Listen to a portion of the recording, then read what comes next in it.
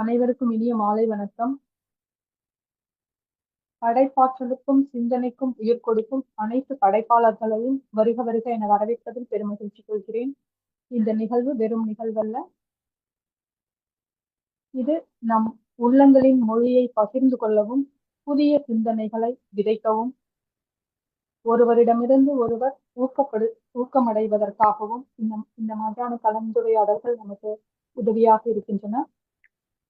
இந்த கலந்துரையாடல் நிகழ்வில் விருந்தினராக கலந்து கொண்டுள்ள படைப்பாளர் விருந்தினர் கவிஜி அவர்களை வருக வருக என வரவேற்பதில் பெருமகிழ்ச்சி கொள்கிறேன். நெறியாளுநர் தோழர் சுனில் பிரபாகர் அவர்களையும் வருக வருக என வரவேற்பதில் பெருமகிழ்ச்சி கொள்கிறேன். அவர்களை பற்றிய அறிமுக உரையை வழங்குவதற்கு தோழர் கலை அவர்களை கேட்டுக்கொள்கிறேன். அனைவருக்கும் இனிய மாலை வணக்கம். இன்று நமது வாருங்கள் படைப்போம் நிகழ்வின் 247வது நிகழ்வில் நம்மோடு படைப்பாளராக கலந்து கொள்ளவிருப்பவர் கவிஜி விஜய் அவர்கள். படைப்பாளர் கவிஜி அவர்கள் கவிஞர், சிறுகதை ஆசிரியர், நாவல் ஆசிரியர், கட்டுரையாளர் என பல்வேறு பரிணாமங்களில் தனது படைப்பாற்றலை வெளிப்படுத்தி வருபவர். இவரின் படைப்புகள் நிழல் தேசத்துக்காரனின் சித்திர பறவைகள், எறும்பு முட்டுது யானை சாயுது, ஆனைமலை காடுகளில் சுள்ளி பொறுக்குகிறேன், பச்சை மலை பூவும் உச்சிமலை தேனும், பறக்கவே நினைக்கிறேன் போன்ற கவிதை தொகுப்புகளும், ஊதா நிற கொண்டை ஊசி கதைகள், யானையாகிடத்தான் இந்த கனவு, இன்னொரு நான், மினுக் மினுக் மிட்டாய்கள், மதில் மேல் நானும் போன்ற சிறுகதை தொகுப்பும், பச்சை மஞ்சள் சிவப்பு, ஒரு சாத்தானின் கதை, எதிர்காற்று, சொர்ணபுரி, தாயம் 3, நீலமலை பூக்கள் போன்ற நாவல்களும், 10 குறுநாவல்கள், 6 கட்டுரை தொகுப்புகள், 12 குறும்படங்கள் என இவரது படைப்புகள் நீண்டு கொண்டே செல்கின்றன.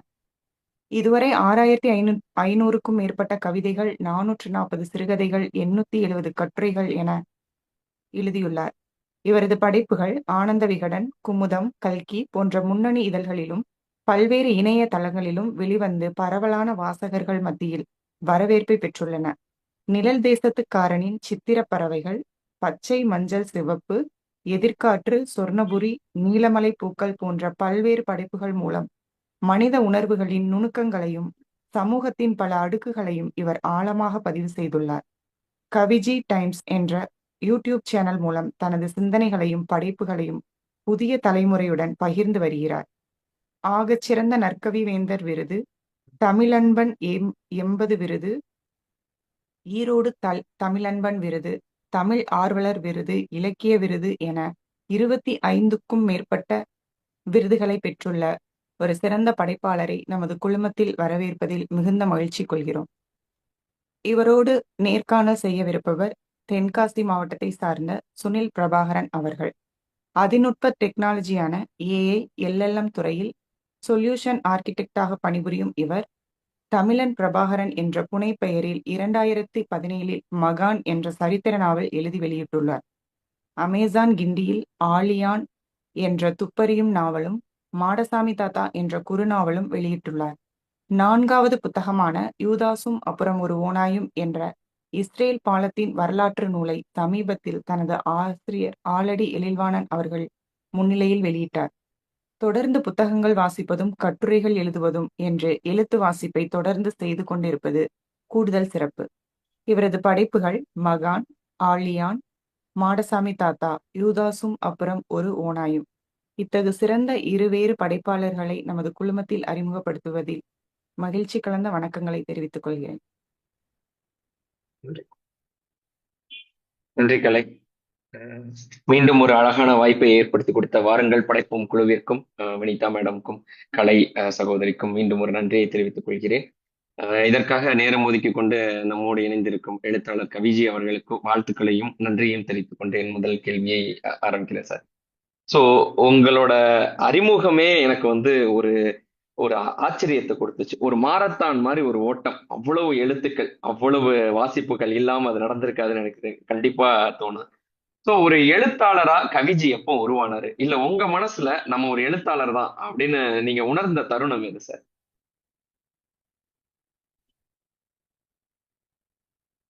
உங்க வாய்ஸ் கேட்கல, எனக்கு மட்டும் தானா? மியூட்ல இருக்குதுன்னு நினைக்கிறேன். இல்ல அவரு அன்மியூட் பண்ணோம். இப்ப கேக்குது. கரெக்ட். Okay okay. வாருங்கள் படிப்போம் அமைப்புக்கு மனம் கழிந்த நன்றிகள் முதல்ல சொல்லிக்கணும். தோழர்கள் வினிதா மோகன், கலைபாலா, பேசிட்டு இருக்கிற தோழர் சுனில் பிரபாகர் மற்றும் அமைப்பின் தோழர்கள் அனைவருக்கும் என்னோட நன்றியும் அன்பையும் சொல்லிக்கணும். கூட்டத்தில் கலந்து கொண்டிருக்கும் அனைத்து நண்பர்களுக்கும் எனது புன்னகையை உறுத்தாக்கி இதயத்தால் கை குலுக்குகிறேன். ஓகே, இப்ப அப்படியே கேள்விக்கு போயிடலாம். ஒரு எழுத்தாளரா கவிதை உருவானது எப்படி அப்படிங்கிறதும் கேள்வி இல்லையா? அதை நான் எப்போ உணர்ந்தேன் அப்படிங்கிறதும் அது இருக்கு. அப்படியே 3வது படிக்கும்போது அப்பாவுக்கு லெட்டர் எழுதினேன். அவர் ஊட்டியில இருந்தார். அப்போ எனக்கே தெரியாம அந்த எழுத்தாளருங்கிற அந்த விதை வந்து விழுந்திருக்கலாம் அப்படின்னு நான் நம்புறேன். அப்புறம் தினம் தினம் நைட்டு எங்க மாமா கூட நான் தூங்குவேன். அவரு எனக்கு நிறைய கதைகள் சொல்லுவார். அது எப்படி சொல்லுவாருன்னா ஒரு 10 நிமிஷம் 15 நிமிஷம் சொல்லுவாரு. சொல்லவே அவர் தூங்கிடுவாரு. நான் அப்படியே கேட்டே படுத்திருப்பேன். அடுத்த நாள் ஸ்கூலுக்கு போய் அந்த 10 நிமிஷம் 15 நிமிஷம் கதையை ஒரு அரை மணி நேரம் 3/4 மணி நேரம் இழுத்துருவேன். லாஜிக் இருக்கு இல்லை அப்படிங்கிறதுலாம் மேட்டர் இல்லை. ஆனா ஏதாவது ஒண்ணு பண்ணி சுவாரஸ்யத்தை கூட்டிடுவேன். அப்போ வந்து இந்த எழுத்தாளருங்கிற அந்த விதை வந்து வேர் விட்டுருக்கலாம் அப்படின்னு நம்புறேன். அப்புறம் 6வது 7வது படிக்கும்போது எதிர் வீட்டு தாத்தாவுக்கு லெட்டர் வரும். பெங்களூர்ல இருந்து அவங்க பிள்ளைட்டு இருந்து வரும். அதே விஜயா வந்து இதை படிச்சு போடுறா அப்படின்னு உடனே போய் அதை படிச்சு காட்டுவேன். அப்புறம் அதுக்கு பதில் சொல்லுவார், எழுதுவேன். ஸோ அப்போ வந்து அந்த அந்த விதை வந்து அப்படியே உயிர் விட்டுருக்கலாம் அப்படின்னு நம்புறேன். அப்புறம் 10 பருவத்துக்கு வரும்போது நண்பர்களுக்கு காதல் கடிதம் எழுதணும் அப்படின்னா முதல்ல கூப்பிடுறா விஜய் அப்படின்னு என்னதான் கொடுவாங்க. நமக்கு இதை வந்து நம்ம எதிர்காட்டு நாவல் நிறைய எழுதியிருக்கோம். நான் போய் எழுதி கொடுத்துருவேன். எனக்கு வந்து காதல்ங்கிறதுல 2வது பட்சம். எனக்கு எழுதணும் அப்படிங்கிறதா மேட்டர். யாரு கேட்டாலும் எழுதி கொடுத்துருவேன். என்ன சூழல் அப்படின்னு கேட்டுட்டு அந்த மாதிரி எழுதி கொடுத்துருவேன். மேக்சிமம் அந்த லெட்டர் வந்து ஓகே ஆயிடும். எப்போவாவது மிஸ் ஆச்சுன்னா அவங்க தப்பிச்சுக்குவாங்க. அவங்க எனக்கு தெரியாதுன்னு சொல்லிட்டு கை வச்சிருவாங்க. கையெழுத்து என்னது, கண்டென்ட் என்னது மாட்டிக்குவேன். நிறைய முறை பஞ்சாயத்து நின்றுருக்கேன். அப்புறம் எனக்கு தோணுச்சு, இல்ல இது சரியில்லை, எழுதணும் ஆனா மாட்டிக்கூடாது. அப்ப என்ன பண்ண, நான் எழுதி கொடுப்பேன். ஆனா நீங்க பக்கத்துல இருந்து அவங்க நகல் எடுத்துட்டு போய்க்கணும். ஒரிஜினல் கொடுத்து நான் கிழிச்சு போட்டுருவேன். ஸோ அப்படி அந்த மாதிரி போய் அப்படியே ஆரம்பிச்சது. அப்படியே விளையாடுத்தனமா இருந்த எழுத்து. எது ஒன்றையும் எழுதி பாக்குறது, எல்லாமே எழுத்துதான். எனக்கு சிப்ஸ் வாங்கிட்டு வாங்க அப்படின்னு அப்பட சொல்றதை கூட பேப்பர்ல எழுதி அப்படின்றது. விளையாட்டுத்தனமா இருந்த எழுத்து வந்து அப்படியே கல்லூரிக்கு வரும்போது ஒரு அடையாளமா மாறிச்சு. அந்த தாடி வச்சிருக்க பையன் அந்த எழுதுவானே அப்படிங்கிற ஒரு அடையாளம் கிடைச்சு. ஸோ கவிதையா, கதையா, ஆட்டம் பாட்டமா, நாடகமா உடனே நம்ம தான் இருக்கணும். ஸோ நண்பர்கள் மத்தியில ஒரு தனி தோற்றம் ஒண்ணு கிடைச்சிருக்கு. ஸோ எந்த ஒரு சம்பவத்தையும் அது வந்து அதை சுவாரஸ்யமா மாத்தி அது வேற ஒண்ணா மாத்தி கொடுக்கறது இருக்கு இல்லையா, அது நம்மள்ட்ட இயல்புலயே இருந்திருக்குது. அதை நம்மளும் கொஞ்சம் பிடிச்சிட்டோம், கண்டுபிடிச்சிட்டோம். சிலருக்கு விளையாடுறதுக்கு வரும் இல்லையா, அந்த மாதிரி சிலருக்கு பேச வர மாதிரி, சிலருக்கு பாடுற மாதிரி எனக்கு எழுத வந்திருக்கு நான் தெரிஞ்சுக்கிட்டேன். ஸோ கல்லூரி முடிஞ்சு வேலைக்கெல்லாம் போய் அப்ப இவ்வளவு வேகம் இருந்துச்சுன்னு சொல்ல முடியாது. ஆனா பிறந்து அதே மாசத்துல எங்க மாமா பையன் ஒருத்தர் இறந்துட்டாரு. அது ரொம்ப என்னை போட்டு அழுத்திருச்சு. அங்கிருந்து வெடிச்சு அந்த ஏற்கனவே இந்த எழுத்து வந்து இன்னும் வேற ஒண்ணா வெளியே வந்துருச்சு. ஸோ முழு எழுத்தாளரா மாறுறது அப்பதான் அப்படின்னு நினைக்கிறேன். வழக்கம் போல காதல தான் எல்லாமே ஆரம்பிச்சது. ஆனா இப்ப வந்து நிக்கிற இடம் வந்து சமூகம், அதுல மாற்றம் இல்லை. அப்புறம் நான் எழுத்தாளரா உணர்ந்த தருணம் அப்படிங்கிறது இருக்கு இல்லையா, அது வந்து இனி நான் வால்பாறைக்கு வர முடியாது, எனக்கு வயசாயிடுச்சு, எனக்கு என்னால வர முடியாது, நான் இப்படியே என்னோட காலம் முடிஞ்சிடும். ஆனா உங்களோட சிப்ஸ் எதிர்காலம் படிச்சதுக்கு அப்புறம் வால்பாறை முழுக்க மனசளவு சுத்திட்டு வந்த ஒரு திருப்தி எனக்கு கிடைச்சது அப்படின்னு நம்ம தொகுப்பை பத்தி சிப்ஸ் ஒரு தொகுப்பு ஒன்று போட்டிருக்கோம். கட்டுரை தொகுப்பு முழுக்க வால்பாறையை பத்தின ஒரு நாஸ்டால்ஜியா அப்படின்னு ஒரு தாத்தா சொன்னாரு. அந்த தருணம் வந்து ஒரு நெகிழ்வான தருணமா இருந்துச்சு. அப்புறம் ஒரு புள்ள வந்து தற்கொலை பண்ணிக்கிறதுக்கு ரெடியா இருந்து கவிச்சி கதையை படிச்சு மனசை மாத்திக்கிட்டு மெசேஜ் போடுது. நான் இதெல்லாம் சொல்லி நான் மாத்திக்கிட்டேன், நான் வந்து இன்னும் உத்வேகம் கொடுக்குறது மாதிரி நான் மிரண்டு போன தருணம் அது. அப்புறம் 30லயே நீ 60 குரு அப்படின்னு எங்க குரு புதுவை அகனையா சொல்லுவாரு. ஸோ அந்த தருணம், இப்படி எழுத்தாளரா நான் உணர்ந்த தருணங்கள் நிறைய இருக்கு. ஓரளவுக்கு சொல்லிட்டு நினைக்கிறேன். ரொம்ப அருமையா சொன்னீங்க. அதாவது ஒரு அனுபவம் மாதிரி, ஒரு சின்ன வயசுல ஆரம்பிச்சு அடுத்து ஷாஜகான் படத்துல வர மாதிரி காதலுக்கு உதவி செய்யற ஒரு கதாபாத்திரம் வருது. கடைசியா அந்த எழுத்தாளரை உணர்ந்த தருணம் நீங்க விவரிச்ச விதம் இருக்கு இல்லையா, ரொம்ப அருமையா இருந்துச்சு, ஒரு நெகிழ்வா இருந்துச்சு. அதுவும் நீங்க சொல்லும் போதே ஒரு கூஸ் பம்ப்னு சொல்றாங்கல்ல, ஒரு தற்கொலை பண்ண போனவங்க வந்து இந்த ஒரு கதையால நான் அந்த தற்கொலை எண்ணத்தை கைவிட்டேன் அப்படிங்கறதெல்லாம் அது ஒரு வரப்பிரசாதம். அது ஒரு உங்களுக்கு கிடைச்சிருக்கு அப்படின்னு நான் நம்புறேன். உண்மையிலே மிக மகிழ்ச்சியா இருந்துச்சு உங்க அனுபவங்களை கேட்கறதுக்கு. எங்களுக்கு ஒரு இன்ஸ்பிரேஷனா இருந்துச்சுன்னே சொல்லலாம். சோ ஏன்னா நீங்க உங்க நீங்க இப்ப சொல்லும் போதே உங்களுக்கு எழுத்து மேல எவ்வளவு ஒரு காதல்ங்கிறது என்னால புரிய முடியுது. உங்களோட பயோலையும் நீங்க மென்ஷன் பண்ணியிருந்தீங்க. எழுதுவதால் வாழ்கிறேன், எழுதுவதற்கே வாழ்கிறேன் அப்படின்னு. எழுத்து மேல அப்படி ஒரு காதலா சார் உங்களுக்கு? சொல்றேன். இல்ல, ஒரு கட்டத்துக்கு மேல வந்து என் வாழ்க்கை என்ன அப்படின்னு நான் யோசிக்கும் போது எழுத்தான்னு முடிவாயிடுச்சு. நமக்கு வெற்றி தோல்வி விஷயமே கிடையாது எப்பவுமே. அதுக்காக நான் அடிக்கடி நான் நண்பர்கள் தம்பிகிட்ட எல்லாம் சொல்றது என்னன்னா, வெற்றி வந்தா அப்படியே இருக்கணும், தோல்வி வந்தாலும் அப்படியே இருக்கணும் அப்படிலாம் கிடையாது. வெற்றி வந்தா கொஞ்சம் ஜாலி பண்ணிக்கலாம், தோல்வி வந்தா கொஞ்சம் தோண்டு கொஞ்சம் அழுது ஃபீல் எல்லாம் பண்ணணும். ஏன்னா அந்த அனுபவம் கிடைக்கும், இந்த அனுபவம் கிடைக்கணும். அப்பதான் வெற்றி வந்தா அந்த வெற்றிக்கான காரணத்தை இன்னும் புதுப்பிச்சு அடுத்தடுத்த வெற்றியை நோக்கி போக முடியும். தோல்வி வந்தா எதனால தோல்வி வந்துச்சுன்னு கண்டுபிடிச்சு அந்த தோல்வியை களைய முடியும். அதனால அழுவது நல்லது, சிரிப்பதை போலவே அப்படின்னு நான் அடிக்கடி சொல்லுவோம். அந்த மாதிரி வெற்றி தோல்வி நமக்கு வந்து விஷயம் இல்லை. நான் நினைச்ச எழுத்து வருது, பேச்சு கூட எழுத்தாதான் வருது பல நேரங்கள்ல. அது ஒரு பிரச்சனையா கூட இருக்கு சில நேரங்கள்ல. ஆப்போசிட் இருக்கிறவங்க இப்படியே பார்ப்பாங்க, என்ன பேசுறாங்க அப்படின்னு மாதிரி இருக்கும். சோ அப்படி இருக்கும்போது நல்லது நோக்கி செல்லணும்னு எழுதி எழுதி நமக்குள்ள இருக்கிற தீயவையெல்லாம் அழிஞ்சிட்டே வருது. அதனால உணர முடியுது. ஸோ அப்படி இந்த எல்லாமுமாக இந்த எழுத்து எனக்குள்ள இருக்கிறதுனால அதன் போக்குல இப்படி ஒரு வரி வந்திருக்கலாம். இந்த வரியை நான் வந்து திட்டமிட்டு எழுதணும் அப்படின்லாம் எழுதவே இல்லை. ஏதோ ஒரு கட்டுரையில் எழுதும்போது கடைசி வரியா அது வந்துருச்சு. வந்ததுக்கு அப்புறம் பார்க்கும்போது அந்த அந்த வரி வந்து அப்படியே நமக்கு கரெக்டா பொருத்தமா உட்கார்ந்துருச்சு. அப்புறம் நம்ம அடிக்கடி மேடைகள்ல பேசும்போது எப்பெல்லாம் வாய்ப்பு கிடைக்குதோ அப்பெல்லாம் எழுதும் சொல்லும் போது அந்த வார்த்தையை நம்ம சொல்லி சொல்லி முடிக்கும் போது அப்படியே அது அழகா பொருந்தி உட்கார்ந்துருச்சு. இப்போ கேள்வியா வர அளவுக்கு அதுக்கு கிடைச்சிருக்கும் போது ஓகே சூப்பர். அப்புறம் எழுத்து மீது மட்டும் இல்ல, எல்லாவற்றின் மீதும் காதல் இருக்கு. நான் பயங்கரமான காதல், எதை பார்த்தாலும் காதலிச்சுட்டு தான் இருப்பேன். அந்த காதல்லாம் சேர்ந்துதான் எழுத்தா வருது அப்படின்னு நம்புறேன். சிறப்பு சார், ரொம்ப அழகா சொன்னீங்க. அதே மாதிரி உங்க சிறுகதைகள் வாசிக்கும் போது எனக்கு அப்படி தோணுச்சு. அதாவது சிறுகதைகள் வாசிக்கும் போது அப்படியே ஒரு சுவாரஸ்யமா போய்கிட்டு இருக்கோம். கடைசி ஒரு எதிர்பாராத ஒரு திருப்பம், அப்படி நம்ம அந்த உறைஞ்சு போவோம் அப்படிங்கிற ஒரு தருணம் இருக்கும் இல்லையா? அந்த மாதிரி சில தருணங்கள்ல சில சிறுகதையில அப்படி கிளைமேக்ஸ் அப்பா அப்படி ஒரு ஷாக்கிங். அந்த ஏன்னா ஒரு சிறுகதையெல்லாம் நான் என்னோட மனைவிட்ட ஷேர் பண்ணேன். லாஸ்ட் அந்த கிளைமேக்ஸை கேட்டுட்டு அவங்களும் அப்படியே ஸ்டன் ஆயிட்டாங்க. செம்மையா இருக்குது, இதுதான் அவங்களோட ரெஸ்பான்ஸ். ஸோ அப்படி ஒரு ட்விஸ்டோட ஒரு சிறுகதையோட நீங்க முடிக்கிறீங்க. சோ இது நீங்க ஃபர்ஸ்டே திட்டமிட்டு இப்படிதான் இந்த சிறுகதை முடியணும் அப்படின்னு ஆரம்பிச்சிருக்கீங்களா, இல்ல கதையோட போக்குலயே அந்த கிளைமேக்ஸ் வந்து அப்படி வந்து அமைஞ்சிருந்தா? இது இது சிறுகதை வந்து நம்ம எப்பவுமே இறுதி காட்சி கிளைமேக்ஸ் வந்து மைண்ட்ல வச்சுட்டு அப்படி சில கதைகள் வந்து கிளைமேக்ஸ் தான் ஃபர்ஸ்டே கிடைக்கும், கடைசி சீன் கிடைச்சிடும். அந்த சீனை வச்சுக்கிட்டு பின்னால அப்படியே நம்ம ஃபார்ம் பண்ணிட்டு போவோம். சில நேரத்துல கதையோட ஓட்டத்துல அதுவே கிளைமேக்ஸ்ல வந்து தேர்ந்தெடுத்துக்கும். சில நேரங்கள்ல கிளைமேக்ஸ் பெருசா தேவைப்படாது, என்ன எழுதுறோமோ அது போட்டோம், என்ன கிளைமேக்ஸ் இருக்கோ அது போட்டோம், அந்த ரூட் தான் கரெக்டா இருக்கும், அந்த கதையோட போக்கு தான் தேவையா இருக்குங்க. ஸோ அப்படியும் அமைஞ்சிருக்குது. அதனால இப்படித்தான் அப்படின்லாம் இல்லாம நான் ஒரு நல்ல கதை அந்த கதைக்கான கிளைமேக்ஸ் அதுவே தேர்ந்தெடுத்துக்கும். சில நாட்கள்ல சில நேரங்கள்ல வந்து ஒரு ஒரு 4 நாள் 1 வாரம்லாம் கிளைமேக்ஸ்க்காக வெயிட் பண்ணிட்டு இருப்போம். அப்பெல்லாம் கிருகிருன்னு சுத்திட்டு இருப்பேன், யார் எடுத்தாலும் கடிச்சு தூக்கிடுவேன். இந்த மாதிரி ஒரு இது அப்படியே பார்த்துட்டு இருக்கும். அப்புறம் இன்னொரு விஷயம் என்ன, நண்பர்கிட்ட கதையை சொல்லுவேன். அப்படியே ரொம்ப நெருக்கமான ஒருத்தர் இருக்கு, அவங்கள்ட்ட சொல்லுவேன். யாராவது கதையை கண்டுபிடிச்சிட்டாங்கன்னா கிளைமேக்ஸ் அதை அப்படியே விட்டுருவேன். அது நல்ல கிளைமேக்ஸ் அங்கே விட்டுருவேன், விட்டு புதுசா தான் ஒண்ணு பண்ணுவேன்.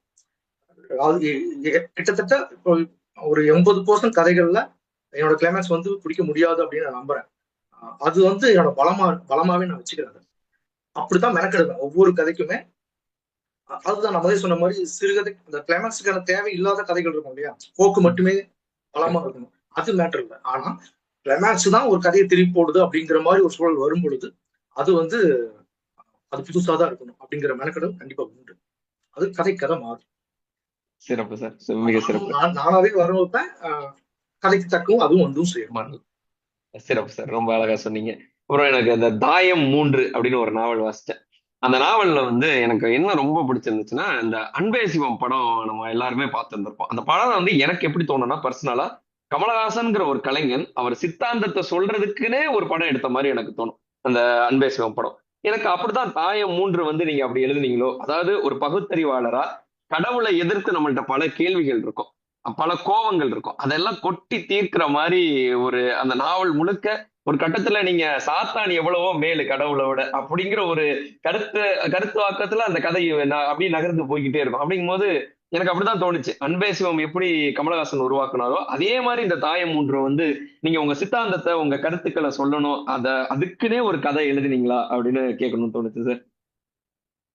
ஆமா ஆமா சூப்பர். இப்ப நீங்க இந்த நம்ம படம் இந்த படம் ரொம்ப பிடிச்ச படம். அன்பே சிவம் வந்து அப்போ இப்ப இல்ல, அப்போ நம்ம படம் வந்த டைம்ல தியேட்டர்ல பார்த்துட்டு வெளியே வந்துட்டு அப்படியே ஸ்தம்பிச்சு போய் உட்காந்து ஒரு படம் வந்து நிஜமாவே அது ஒரு தத்துவம். அந்த படமே ஒரு தத்துவம் தான். அது இப்ப எல்லாரும் கொண்டாடுறாங்க.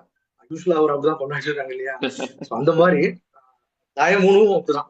நான் வந்து இப்ப எனக்கு வந்து எந்த கதையுமே எந்த சூழலுக்கும் தகுந்த மாதிரி உடைச்சு எப்படி வேணாலும் மாத்தி அதை நான் பொருத்தி கொடுத்துட முடியும் அப்படிங்கிற நம்பிக்கை எனக்கு இருக்கு. நிறைய நான் பண்ணவும் செஞ்சிருக்கேன், அந்த முயற்சி பண்ணியிருக்கேன். ஸோ அப்படி பண்ண ஒரு முயற்சி தான் இந்த தாயம் மூணு கூட. ஸோ அது வந்து இந்த கதை ஒரு வழக்கமான நகர்வுகள் இருக்காது. உங்களுக்கு நீங்க படிச்சு உங்களுக்கு தெரிஞ்சிருக்கும். மூணு கதை உள்ளுக்குள்ள மூணுமே ஒரு பெண் மேல சொல்ற கதை. இறந்த கணவனை திருப்பித்தான்னு சொல்லி தொடர்ந்து கடவுள்கிட்ட போராடிட்டே இருக்கிற ஒரு பொண்ணு. அது எப்படி போராடுறா, எப்படி வேண்டா, நான் எப்படி எல்லாம் வேணும், பூ கொடுத்தேன், பழம் கொடுத்தேன், கட்டை பத்தி பொத்தி வச்சு, இந்த மாதிரி நிறைய சொல்லி காட்டுறான். அவன் கடவுள் தூங்கவே முடியும், இவனை சொல்லி காட்டுற மானத்தை வாங்குறா. உதவியாளனை கூப்பிட்டு வாய ஃபர்ஸ்ட் வாழ்க்கை அவங்க ஹஸ்பண்ட் வீட்டுக்கு அனுப்பும் முதல்ல ஒரு வாட்டி அட்ஜஸ்ட் பண்ணலாம். அங்க உடனே இது நடக்கும். படிக்கும்போது தெரிஞ்சிருக்கும் உங்களுக்கு. பிள்ளைங்களுக்காக எப்படி பண்றேன் அப்படி மாதிரிலாம் நக்கல் நையாண்டிலாம் போகும். இப்ப என்னன்னா முதல் உதவியாளர் ஃபர்ஸ்ட் ஹஸ்பண்ட் அனுப்பிச்சிடறான். அதை ஒளிஞ்சிருந்து கேட்டுக்கிற ரெண்டாவது உதவி அவன் புதுசா சேர்ந்தாங்க. அவன் நம்ம போய் வேலை செஞ்சு நல்ல பேர் வாங்கணும்னு சொல்லிட்டு அவன் ரெண்டாவது ஹஸ்பண்ட் அவனுக்கு தெரியாது, வயல் மாறி போய் இந்த பொண்ணுக்கு 2 ஹஸ்பண்ட் 2 பேரும் இறந்து போயிட்டாங்க. அதை அனுப்பிச்சிடலாம். இவருக்கு டவுட் உதவியாளர் மேல, இவனுக்கு வந்து வேலைக்கு ஆக மாட்டாங்க, அந்த பிள்ளை வேற இப்படி கேட்டே இருக்கா, நம்ம வந்து நம்மளே நான் செஞ்சிருவோம் சொல்லிட்டு போய் இவரு தூக்க காலத்துல போய் 3 நாள் காதலன் இருப்பான், அவனும் சேர்த்திருப்பான், அவனை அனுப்பிச்சிருவாங்க. இப்ப 3 பேர் சேர்ந்து வீட்டுக்குள்ள வந்தா இது இப்ப ஒருத்தி 3 பேர் யார செலக்ட் பண்ணுவோம் அப்படிங்கறது அந்த கதையோட இந்த கதை ஃபுல் நாவலே அதுதான். ஸோ இப்படி ஒரு அட்டகாசமான களம் கிடைச்சது. அப்படி கிடைச்சதுல வந்து நம்ம அதுல வந்து குடியை பத்தி பேசிட முடியும், கலாச்சார சீர்கேடை பத்தி பேச முடியும், பள்ளி பிள்ளைங்க வந்து வழி தவறி போறாங்க இல்லையா, அதை பத்தி பேசலாம். பொது சாலையில வந்து வேகமா வண்டி ஓடி போறாங்க இல்லையா, வேகம்னு சொல்றாரு அதிவேகமா இருக்க மாதிரி போறாங்க, அதை பத்தி பேசலாம். சாதி வன்மத்தை பத்தி பேசிடலாம். மனுஷனோட உள்வெளி இயக்கம், அவனோட வெளித்தோற்றம், மன அடுக்கு, சமகால அரசியல், சந்தர்ப்பவாத உணர்வுகள், நம்பிக்கைக்கும் நம்பிக்கையின்மைக்கும் இடையில இருக்கிற உறவு சிக்கல், பழிவாங்கல், இயற்கையின் அழகு, கூடவே அதோட கோரத்தன்மை இருக்கும். இயற்கை எவ்வளவுக்கு எவ்வளவு அழகு. அப்படியே கொஞ்சம் தள்ளி போனா வேற ஒண்ணு காட்டும். காட்டுக்குள்ள நம்ம அடிக்கடி போறதுனால அதை நாம பாக்குறோம். அறிவுக்கும் ஞானத்துக்கும் உள்ள தூரம், அறிவுக்கும் அறியாமைக்கும் உள்ள நெருக்கம், பாசத்தின் வலை, கற்பனைக்கும் மாயத்துக்கும் இடையேயான மனவெளி, அன்பு எவ்வளவு பெரிய ஆயுதமா மாறுங்கிற இடம், இது இப்படி உள்பட அவ்வளவு உள்ள இடம் அது கிடைச்சிச்சு கரெக்டாவே. இது பிளான் எல்லாம் பண்ணல. அது கிடைச்ச உடனே சரி நமக்குதான் இப்படி ஒண்ணு கிடைச்சா விடுவோமா, சரி எழுதிடலாம் அப்படின்னு எழுதுனதுதான். கூடவே கடவுள், இந்த கட்டமைப்பு மேல, கடவுளுங்கிற அந்த கட்டமைப்பு மேல நமக்கு எப்பவுமே நம்பிக்கை இல்லை. எப்பவுங்கிறது கொஞ்சம் ஒரு 15 வருஷமா, அதுக்கு முன்னாடி நம்மளும் சாமி கும்பிட்டால்தான், நான் தப்புன்னு சொல்லவே இல்லை கும்பிடுறத. பட் எனக்கு வந்து கடவுளின் தேவை என்னன்னு கேள்வி வந்துருச்சு. அதான் அதெல்லாம் கேட்கணுங்கிறதுக்காக நம்மளே சாத்தான் வேஷம் போட்டுக்கிட்டு கேட்டாச்சு. நமக்கு கடவுள்ங்கிறது கடவுள் தான். கடவுள் உள்ள கடந்து போ, நமக்குள்ள போ அப்படிங்கிறதான் விஷயம். ஒரு மனிதன் உள்நோக்கி பயணிக்கையில் உள்ளிருக்கு, அப்படி பயணிக்கும் போது உள்ள இருக்கிற இறையை வந்து உணர முடியும். ஆனா இங்க நடந்துட்டு இருக்கிறது வேறு. எப்பவுமே நம்ம வந்து மூட நம்பிக்கைக்கு மேல ஒரு கோபம் இருக்கும் இல்லையா, ரைட்டர்ஸ் எல்லாருக்குமே, கலைஞர் படைப்பாளர்னாவே அவங்களுக்கு ஒரு கோபம் இருக்கும். அதோட விளைச்சல தான் இந்த நாவல் வந்து பகடியாகவும் கேள்வியாகவும் உள்குத்தாகவும் வெளிப்பட்டுன்னு நினைக்கிறேன். ஸோ 3 கதை உங்களுக்கு தெரிய படிச்சீங்க. மேலோகத்தில் நடக்கிற கதை, கதைக்கு சாட்சியா இருக்கிற நவரசன் கல்யாணி, இப்படி இந்த எல்லா கதையுமே தனித்தனியா படிச்சா தனித்தனி சிறுகதையா மாறிடும், ஒன்னா சேர்த்துனா நாவலா மாறிடும். ஸோ இப்படி ஒரு சவால் கிடைக்கும் போது அதை வந்து நம்ம அழகா பயன்படுத்துறோம்னு நான் நினைக்கிறேன். அந்த முயற்சியில வெற்றி பெற்றதான் நினைக்கிறேன். ஏன்னா இது சாத்தான் கதை தான், ஆனா அந்த சாத்தான் கதை எங்க நடக்குது அப்படிங்கறத மேட்ரு. நம்ம அதை இப்படி புத்தகமா படிக்கும்போது அங்க நடக்கிற மாதிரி இருக்கும். இன்னும் கொஞ்சம் ஆழமா போக போக அது அங்க இல்ல இங்க நடக்குது அப்படிங்கிறது தெரியும். அது உங்களுக்கு புரிஞ்சிருக்கும். ஏன்னா மேகன் கதையில பாத்தீங்கன்னா அவன் கடைசி வரைக்கும் ஹீரோ, அவன் கடைசி 2 வரியில தான் அவனோட கேரக்டர் அப்படியே மாறும். இது என் நண்பருக்கு கூட பிடிக்காது. மேகன் வந்து எனக்கு ரொம்ப பிடிக்கும், அவனை இப்படி மாத்திட்டியாரா அப்படின்னு. அப்படியே ஒவ்வொரு மனுஷனுக்குள்ளயும் கடவுளும் இருக்கான், சாத்தானும் இருக்கான். எது அதோட அளவு அதிகமா இருக்குதோ அது வெளியே வந்துருது அப்படிங்கறதான் இந்த தாயம் மூலம் நம்ம கொடுத்த அனுபவமா நான் பாக்குறேன். சிறப்பு சார். ரொம்ப அழகா வேற உங்க நாவல் மாதிரியே உங்களோட எக்ஸ்பிளனேஷனும் ரொம்ப அழகா இருந்துச்சு. சோ அந்த கதையில கடவுளை எதிர்த்த அவ்வளவு கேள்விகள், அவ்வளவு பகடிகள். நம்ம அந்த சமுதாயம் இங்க ஒரு கட்டமைக்கப்பட்ட ஒரு இது இருக்கு இல்லையா? நார்மலாவே ஒரு நம்ம நம்ம லைவா பார்த்துட்டோம். வைரமுத்துவெல்லாம் எந்த அளவுக்கு ஒரு வன்மத்தோட தாக்குனாங்கன்னு. இவ்வளவு பகடி பண்ணியிருக்கீங்க. இதுக்கு எதிர்வினை எதுவும் இல்லையா சார்? இல்ல நம்ம வந்து கடவுள்ங்கிறது நமக்கு மித்துதான் நம்மளை பொறுத்த வரைக்கும். ஆனா அதே நேரத்துல கடவுளை உள்ள தேடுற ஒருத்தவங்க நம்ம வந்து எப்பவுமே குறையோ நையாண்டியோ நக்குள்ள பண்ண மாட்டோம். நம்ம சொல்றதே அப்படிதான். எல்லா மனுஷனும் இறை இருக்கு, அதை தேடி பிடிங்க அப்படிங்கிறதா இருக்கு. உங்களை தாண்டி ஒரு இறை வெளியே இருக்கிற மாதிரி எனக்கு தெரியல அப்படிங்கிறதா நம்ம எல்லாத்தையும் மாத்தி மாத்தி சொல்லிட்டு வந்துட்டே இருக்கோம். அதனால அந்த அந்த மதிப்பு இருக்கு எப்பவுமே இறை மேல. ஆனா இது வரைக்கும் இந்த நீ சொல்ற அந்த பிரச்சனை வரல. ஆனா இந்த வந்திருக்கணும். ஏன்னா ஃபர்ஸ்ட் பச்சை மிக சிவப்புலயே வந்து இதோட இன்னும் ஃபோர்ஸா அடிச்சிருக்கும். நம்ம தோழர் ஒருத்தர் படிச்சுட்டு தோழர் இருந்தாலும் பஞ்சாயத்து வந்திருக்கணும், ஏன் இன்னும் வரல அப்படின்னு கேட்டாரு. ஆனா அதுக்கும் காரணம் புரியும். நம்ம இன்னும் வெறும் பொதுவா போய் இன்னும் பெருசா சேரல. அதனால எதிர்ப்பு வரலன்னு நினைக்கிறேன். பட் எதிர்ப்புகளுக்கு பயந்தா எழுத முடியாதுங்கிறது நமக்கு தெரியும். அதெல்லாம் எதிர்கொள்றதுக்கு ரெடியா தான் இருக்கும். ஆனா என்னைக்கு இருந்தாலும் என்னைக்கு போய் சேருதோ அன்னைக்கு எதிர்ப்பு வரும். வெயிட்டிங் தான். சரி, அந்த தைரியம் தான் எழுத்தாளருக்கு ரொம்ப முக்கியம். இன்னொன்னு நீங்க சொன்ன மாதிரி அந்த ஒரு கடவுளை வச்சு நம்ம எழுதினாலும் கோபம் வரல. எனக்கு கடவுள் நம்பிக்கை கிடையாது, இருந்தாலும் அது ஒரு பகடியா தான் இருந்துச்சு. அது ஒரு ஒரு நகைச்சுவையா, அது ரொம்ப அழகா தான் போச்சு. கோபம் வர்ற மாதிரி எந்த இடத்துலயும் எனக்கு தோணல. இல்ல அந்த அந்த கிளாரிட்டியோட எழுதணும். நம்ம எழுதும் போது என்ன மீறி சில வார்த்தை வந்தா கூட நண்பர்கள்ட்ட பேசி எடிட் பண்ணி இது வேண்டாம், இந்த வார்த்தை வேண்டாம், இந்த இது வேண்டாம் அப்படிங்கிறதெல்லாம் பண்ணி தான் கொடுத்தோம். ஏன்னா யாரையும் நோகடிச்சிடக்கூடாதுங்கிறது ரொம்ப கவனமா இருக்கு. கரெக்ட். ரொம்ப சிறப்பு சார். ஸோ அதே மாதிரி எனக்கு அடுத்த ஒரு பெரிய கேள்வி என்னன்னா, இப்போ பொதுவா நம்ம எழுத்தாளர்கள் பார்த்தோம், சில பேர் வந்து கட்டுரை ஒவ்வொன்றிலையும் ஃபோக்கஸ் பண்ணுவாங்க. இப்போ நாவல் தான் நம்ம ஃபோக்கஸ் பண்ணணும், சிறுகதை, கவிதை இந்த மாதிரி. ஆனா உங்களோட விஷயம் இருக்கு இல்லையா, நீங்க 6000 கவிதை எழுதியிருக்கீங்க, 6000த்துக்கும் அதிகமான கவிதைகள் எழுதியிருக்கீங்க, 435 சிறுகதைகள், 870 கட்டுரைகள், 8 நாவல்கள். எப்படி, அதாவது எல்லா ஃபார்மேட்டட் இலக்கியத்தையும் நீங்க பேலன்ஸ்டா கொண்டு போறீங்கல்ல, இது எப்படி சாத்தியமாகுது சார்? அது வந்து எனக்கு இயல்புலயே இருக்கு. கொஞ்சம் சிவபுராணம் பாருன மாதிரி கூட இருக்கலாம். ஆனா சொல்லித்தான் ஆகணும் சில விஷயங்கள்ல. எனக்கு சின்ன வயசுல இருந்து அந்த அந்த இயல்பு தன்மை இருக்கு. அதாவது நம்ம வேலைக்கு போயிட்டு இருந்த காலகட்டத்துல கூட பாத்தீங்கன்னா ஆபீஸ்ல வந்து இங்க ஒருத்தன் கேள்வி கேட்டாலும் அவர்தான் இங்க பதில் சொல்லுவோம், இங்க ஒருத்தர் கேட்டா இங்க பதில் சொல்லுவோம், இது இங்க இருக்குது அங்க இருக்கு, எல்லாமே இருக்கும். ஒரு நாள் நான் லீவ் போட்டா காலியா அந்த டிபார்ட்மெண்ட் அப்படி இருக்கும், அப்படிதான் இருக்கும். ரொம்ப ஒர்க்காலிக் சொல்ல வர நம்ம. அப்போ எது இருந்தாலும் எல்லா பக்கமும் கரகரன்னு வேலை செய்யும். இது நமக்கு இங்கேயும் அப்ளை ஆகுது. இன்னும் சொல்ல போனா காலேஜ் படிக்கும்போது எக்ஸாம் எழுதும்போது நண்பர்கள் இந்த மாதிரி தெரியும் நினைக்கிறேன்.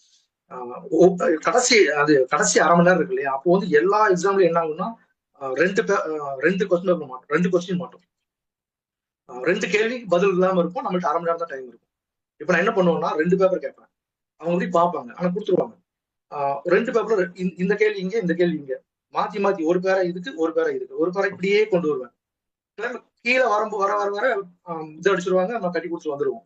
இப்போ 10 மார்க்னா 2லயும் 8 மார்க், முடிஞ்ச அளவுக்கு 7 மார்க் கிடைச்சிடும். இதே ஒரு கேள்வி மட்டும் எழுதிருந்தேன்னா ஒரு 7 ஒரு 8 மார்க் தானே கிடைச்சிருக்கும். இப்படி அப்ளை பண்றது இருக்கு. ஆரம்பத்துல இந்த இப்படி ஒரு விஷயம் நமக்கு இருந்திருக்கு. அதனால எனக்கு எது பண்ணாலும் ஒண்ணுக்கு ஒண்ணு குழப்பம் வந்ததே கிடையாது. கவிதை எழுதுனா கவிதை, கட்டுரை எழுதுனா கட்டுரை, எது எழுதினாலும் அதுதான். இப்போ பாத்தீங்கன்னா இப்போ மார்னிங் வந்து இது முடிச்சுட்டு இது ஒரு 1 hour முடிச்சுட்டு அடுத்த ஒரு 1 hour அதுக்கு, அடுத்த ஒரு 1 hour அதுக்கு, இப்படிதான் போகும். அதனால எப்பவுமே கன்ஃபியூஸ் எல்லாம் ஆனதோ இல்ல ஒண்ணு எழுதுனா அதோட கண்டினியூட்டி விட்டு போயிருமோ அப்படிங்கிற இதெல்லாம் இது வரைக்கும் வந்தது இல்லை. உண்மையிலே சிறப்பு சார். என்னோட அடுத்த கேள்வி அதுதான் இருந்துச்சு. நீங்க இப்படி ஒரு நாவல் ஆரம்பிச்சிட்டீங்கன்னா முடிச்சுட்டு தான் அடுத்த சிறுகதை ஆரம்பிப்பீங்க, இல்ல அடுத்த கவிதை ஆரம்பிப்பீங்களா, இல்ல பேரலா எல்லாமே ஓடுமான்னு அடுத்த கேள்வி இருந்துச்சு. அதுக்கு நீங்க பதில் சொல்லிட்டீங்க. பேரலா ஓடுதுங்கிறது உண்மையிலே ஒரு மிகப்பெரிய ஆச்சரியமான விஷயமா தான் இருக்குது சார். டெஃபினெட்லி. ஸோ 12 குறும்படங்கள் எடுத்ததா நீங்க சொல்லியிருந்தீங்க. எனக்கு அன்பார்ச்சுனேட்லி எனக்கு அதை பாக்குறதுக்கான வாய்ப்பு கிடைக்கல எனக்கு குறும்படங்களுக்கு. இப்ப அந்த குறும்படங்களோட கதைகளும் உங்களோட கதைகள் தானா சார்? ஆமா, அது எல்லாமே நமக்கு அதுதான். ஏன்னா கதை எழுதி இது இவ்வளவு அழகா இருக்கே, இதை வந்து படிச்சு சொல்றதை விட இன்னும் கொஞ்சம் படமா எடுத்து சொல்லிடலாம் அப்படிங்கிற மாதிரி தோணும் இல்லையா, அப்படி தோணி எடுத்ததுதான் ஒண்ணு. சில கதைகளை நானே ஹீரோ நடிச்சிருவேன், சிலர் வந்து என் ஃப்ரெண்டு கோபி இருக்கான், அவன் வந்து கல்லூரில ஜிவி ஃப்ரெண்ட்ஸ் கோபி விஜய்னாவே 2 பேரும் ஆட்டம் எல்லாத்துக்கும் நாங்க 2 பேரும் அப்படிதான் இருப்போம். அவனை நடிக்க வச்சிருவேன். இப்போ 2050ன்னு சொல்லி தண்ணியை வச்சு ஒரு குறும்படம் பண்ணோம். அப்புறம் குடினால பிரச்சனை அப்படின்னு சொல்லிட்டு இரவு காட்டில் திராட்சை தோட்டம்னு ஒண்ணு பண்ணோம். பேய் வந்து மனசுக்குள்ள இருக்குது, அது வெளியே இல்லை அப்படின்னு சொல்லி கதவுன்னு ஒண்ணு பண்ணோம். அப்புறம் இருளும் ஒளியும் பேசிக்கிற ரகசியம் அப்படி ஒண்ணு பண்ணுது. மின்சாரம் இல்லாம போன ஒரு காலகட்டம் இருந்துச்சு இல்லையா நம்ம இதுல, தினமும் கட்டாயிட்டே இருந்துச்சு ஒரு பீரியட்ல. அப்போ வந்து மின்சாரம் பற்றாக்குறைக்கு வீட்டுல இருக்கிற எல்லாத்தையும் அடிக்க வச்சாச்சு. ஃப்ரிட்ஜ் வந்து புக்கெல்லாம் அடிக்க வைக்கிற இடமா மாறிடும். அந்த மாதிரி ஒவ்வொன்றுக்கும் ஒவ்வொன்று அப்படி போகும் அது. அப்புறம் ரோடு இல்லாத ஒரு ஊர்ல இருந்து ஓட்டு போடுறதுக்கு நடந்தே ஒரு தாத்தா அப்படி, அது வந்து கடைசி மனிதன் சொல்லி ஒண்ணு. அப்புறம் காதல் பிரச்சனையில வந்து ஆசிட் அடிக்கிற ஒரு கதை ஒன்று இருக்கும், நெஞ்சு போருக்கு கல்யாணம், அது அந்த கதை. அப்புறம் லஞ்சம் வாங்குற கதை சலனம். இப்படி எடுத்த எல்லாமே வந்து சமூக சுத்தி தான் இருக்குது. அதனால குறும்படங்கள் இப்ப எடுக்கிறது இல்ல. சிறப்பு சார், சிறப்பு. ஒரு எழுத்த திரையில கொண்டு வர்றது வந்து ஒரு சவாலான விஷயம் இல்ல, அதுல நீங்க எப்படி அதை நீங்க ஃபேஸ் பண்றீங்க? அதுல என்னென்ன சேலஞ்சஸ் இருக்குன்னு நீங்க நினைக்கிறீங்க? இல்ல அது அது வந்து எல்லாமே சேலஞ்ச் தான். இப்போ நிறமற்று நின்றால் அப்படின்னு ஒரு வரி நம்ம எழுதுன்னு அப்படியே எழுதிட்டு போயிடலாம். ஏன்னா வாசகன் வந்து அது வரைக்கும் அவனுக்கு இருக்கிற அந்த வாசிப்பு அனுபவத்துல, அந்த கதையின் ஓட்டத்துல, அந்த ஹீரோயினை பத்தின பிம்பத்துல நிறமற்று நின்றாலும் ஈஸியா அவன் மனசுக்குள்ள ஒரு பிம்பம் வந்துடும். இதுவே திரையில கொண்டு வரணும்னா நிறமற்றுக்கு நம்ம என்னன்னு சொல்றது? அப்போ கேமராமேன் பேசணும், கேமரா ரெடியா இருக்கணும், ஒளி இது பின்னால ஆர்ட் ஒர்க் கரெக்டா இருக்கணும், லைட்டிங் கரெக்டா இருக்கணும், அந்த நடிக்கிற ஆளோட உடல் மொழி, இந்த டைரக்ஷனோட வேலை, இவ்வளவு வேலை இருக்கு இல்லையா? அது வந்து எல்லா சவாலையும் ஒரு நேர்கோட்டுல சந்திக்கிற மாதிரிதான். இப்போ இமயமலை உச்சியில நம்ம நிக்கிறோம் அப்படின்னு சொல்லி எழுதிட முடியும். படிக்கிறவங்க போது நம்ம அதே சொன்ன மாதிரி அவன் அண்ணாந்து கூட பாத்துருவோம் மனசுக்குள்ள. இப்ப இமயமலை உச்சினா இப்போ வந்து இது நம்ம ஏஐ வச்சுக்கலாம், இல்ல சிஜி ஒர்க்லாம் பண்ணலாம், அது வேற விஷயம். அது வந்து செகண்டரி. ஆனா இமயமலைலாம் இப்போ ஒரு இமயமலை நிக்கிற மாதிரி ஒரு சீன் வைக்கணும் இல்லையா? அதுக்கு பட்ஜெட்ல இருந்து எவ்வளவு பிரச்சனைகள் இருக்கு. அப்போ ஒரு சீனை வந்து எழுதுறதை விட காட்சியாக்குறது பெரிய சவால். அப்படி இருக்கிறதுனாலதான் இன்னொன்னு சொல்லணும், எழுதும்போது பாத்தீங்கன்னா நான் அதை பண்ணியிருக்கேன். எழுதும்போது எங்கேயாவது கண்டினியூட்டி விட்டுருவேன். விட்டுட்டு எனக்கு ஒரு சவால்